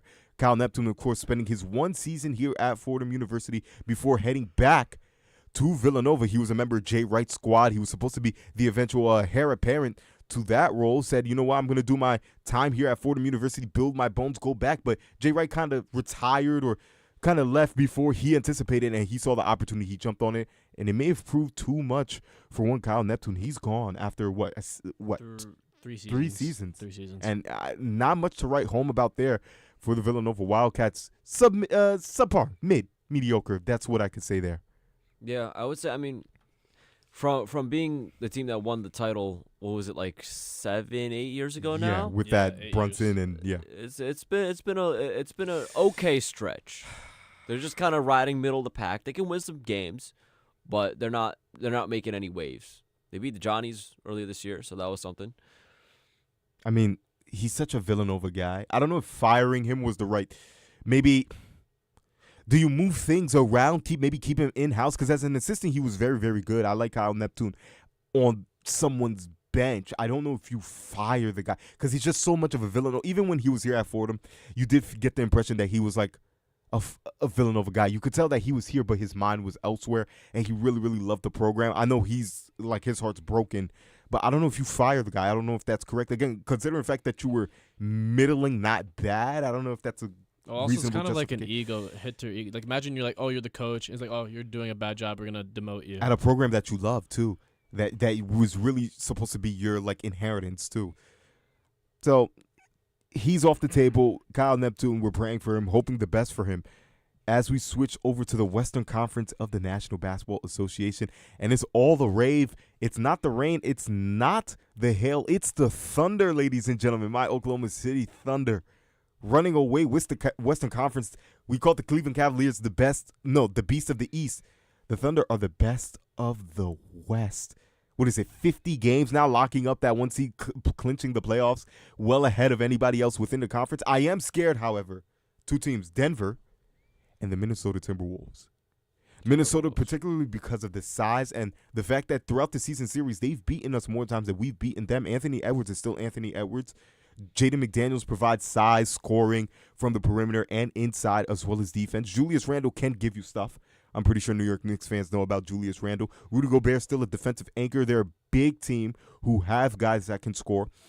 Oklahoma City, the best defensive team in basketball, best defensive rating, hold teams to about 105 points per game. We saw what the Nuggets did. Hung 140 on them in the back-to-back. So I'm flying high as a Thunder fan. We got 4 players averaging just under 2 steals a game. That's going to be Caruso, Kason Wallace, Lou Dort, and Shai Gilgeous-Alexander himself, who may be the runaway league MVP. But the playoffs are a different game, and they have company. They do indeed have company. The Thunder they have showed the blueprint for how to rebuild a team properly. Yes, they have. From the big 3 of, or you could say the big 4 of Kevin Durant, Russell Westbrook, Serge Ibaka, and James Harden, to losing all those guys. 2 of them going on to win championships, one with the Warriors, one with the Raptors, and then now to kind of basically accumulate picks and rebuild a team. They've just done an absolutely great job. I think the Thunder are just the favorite to win the title altogether. They're very capable of beating Boston. We know that they've done it twice this year. I don't even think that if it's OKC and Boston, I think OKC doesn't. We beat them. I think OKC wins in 5. I don't think Boston. In 5, I think more like 6. I think 7. I think so. Because again, I'm. It's 2-0 of the season series. I'm just saying. Yeah, I'm on the phone with Kurt Sipple right now. Kurt Sipple, infrequently enough, just randomly texts me 2 free throws for Shai, which the propaganda has to stop here. He's been amazing throughout. Dare I say, maybe the best two-way point guard. Like, there's great point guards in the league, but like, who's giving you a premium of 32 points per game on that end, along with like 2 steals and a block a game. 6'6" with long arms and long legs. He knows how to use his frame, and he gets to the free throw line because he is crafty, and people actually do foul him. I'm baiting Kurt Sipple to get on the phone right now. I do want an argument here. He's gonna get on the phone. He's gonna get on the phone. But here's the thing with the Thunder, it's not even their offense is great. I mean, if you watch them, just seamless. but their defense is really where they really dominate, and it's just their rotations and their ability to switch, rotate, and all that. I think that is just premier. I watched a video about it the other week. I mean, just the way that the defensive IQ of all the players, it's incredible to see how they guard, opposing players. They've been able to limit Nikola Jokic when they played him this season. Obviously you can't stop Jokic, but to be able to I guess you could say, limit him or hold him to less than what he's usually able to do. They've been able to do that, which most, if not all, other teams have not been able to do. But I think if I'm the Oklahoma City Thunder, I'm more worried about the Lakers than anybody else. I'm going to tell you why. The Lakers are, everybody says, they don't have a big man. They lost Anthony Davis, right? Yes, that is true. What is also true is now their entire starting lineup and most of their players that are playing are in this window of Austin Reeves is 6'5", but the rest of them are in this window of like 6'6" to 6'10". Another big team, yeah. The problem with that is Oklahoma City is a smaller team in general, and they have generally smaller players, and they had their own twin towers, Chet Holmgren and Isaiah Hartenstein. Problem is, Chet is not that big, not height-wise, but he doesn't have the frame, the muscle on his body. The frame, right? And Isaiah Hartenstein is on the slower side. So how you're going to try to contain LeBron, who's 6'8", 6'9", and Luka, who's 6'7", and already cooked you last year, and you're going to deal with a bunch of other players also in that same size range, where most of your players are. With most other teams where this is not the case, OKC is able to. It's fine for them to have 6'6" and under, and then your couple 7-foot guys. But with the Lakers, you're basically putting all these guys that are mobile and can also have decent size, and I think that might be scary for the Thunder. I'm not scared of the positional size. Think back to that 2022 Warriors squad. They weren't necessarily big, but they had a bunch of guys who were 6'5", not small guys, but guys who were also long. Like, they had size to them. Maybe they weren't towers, but they're also long. Like, Kayson Wallace is like, 6'3", but he's a big 6'3". Lou Dort looks like a middle linebacker. I mean, Shea, 6'6", long arms. Jalen Williams, when he got drafted, I thought he was 6'8". He's listed at 6'6" because he has a 7-something wingspan. You see Jalen Williams' long arm and long legs. You could throw Jalen Williams on any one of LeBron or any one of Luka Doncic. Alex Caruso is one of the best point of attack defenders in all of basketball. I mean, we have guys who are long, athletic, maybe not muscular. Because again, you go back to Chet Holmgren. Chet Holmgren averages blocks. It's not like he's getting bullied under the basket. He showed that he could hold his own and he could play, I guess, bigger than his frame, if that makes sense. So it's not necessarily we're not the biggest team, but I think we're not pushovers on that end given our length. We have good length. 6'5", 6'6". Aaron Wiggins. I didn't even mention Aaron Wiggins. Thunder Twitter, he's saving basketball. He's literally Bruce Brown. Anybody who's watched Aaron Wiggins play, he's literally Bruce Brown. He punches above his weight. So I think in that department we'll be fine. I think if the Thunder fall, I think what's going to kill them is the championship pedigree. That's why I'm scared specifically of the Denver Nuggets. That's the one team, because Nikola Jokic still with the same core. Jamal Murray, if he shows up, Michael Porter Jr., if he has a good series, that's the one team. Maybe even the Minnesota Timberwolves, because they went deep in the playoffs last year. I think that I disagree. I think we're talking about these three teams, so I'll mention this. Yeah. I actually, speaking of the thing where I was a Cavs writer, I wrote an article recently. I think the Lakers, the Nuggets, and the Thunder, they're in this rock paper scissors scenario.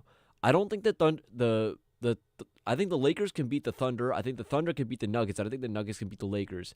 I think it's just about seeding and who's just going to be able to avoid who. I don't think the Thunder are going to have a problem against the Nuggets because they've been able to limit Nikola Jokic, and no one on the Nuggets has been able to stop the OKC Thunder, specifically Shai Gilgeous-Alexander. And then also, I mean, you saw it. I mean, the Thunder just absolutely pulled away. I think it was last Sunday when they played. And the Nuggets, they're just not nearly as sound as they need to be defensively to be able to hang with the Thunder. They hung 140 on us, on the best defense in the league. 140. Yeah. The very next game. You think so? Not only you think that the Lakers are more in the talks than the Timberwolves? Yes. I would agree with that. I would say the Lakers. Absolutely. They've had a great run. Luka's been a real help for them. Even without LeBron, like Luka's shining. He's leading the team. Luka and LeBron, come on. If there's two guys that OKC does not want to see, it's probably those two Probably guys. the best tandem. Luka cooked Yeah, them but last like, year. I will say this: if you're gonna argue Lakers over Timberwolves, I think the one piece that the Timberwolves are missing are another creator outside Ant, because Ant gets doubled, and you could tell that he gets shell shocked a little bit. Mike Conley, he's shooting a very high percentage from three, but he can't create no more at 38 years old. They're still very scary to me. Those are my three teams. And again, if it's going to be for Oklahoma City, again, because I'm a realist, that's my team. I swear in my head they're going to win 5 straight. But if they're going to get it done, it has to be this year. Do not let the Houston Rockets retool. Do not because they're going to be good. I think they get Devin Booker. Really? I think Devin Booker is a Houston gone, Rocket, though. but Right. I think by this time next year he's going to be balling for the Rockets. Don't let the Memphis Grizzlies retool, because I think in a season or two I think Giannis is going to be a Grizzly. Really? I think that's entirely possible. The Lakers obviously retool and get better. Of course, we have teams like the Denver Nuggets. I think if the Nuggets falter this year, major moves are going to happen. So Oklahoma City, if you're going to get it done, it's going to be this year. I don't think they have that tight of a window. I mean, we mentioned how many draft picks they have and how young this team is. This team is going to be good.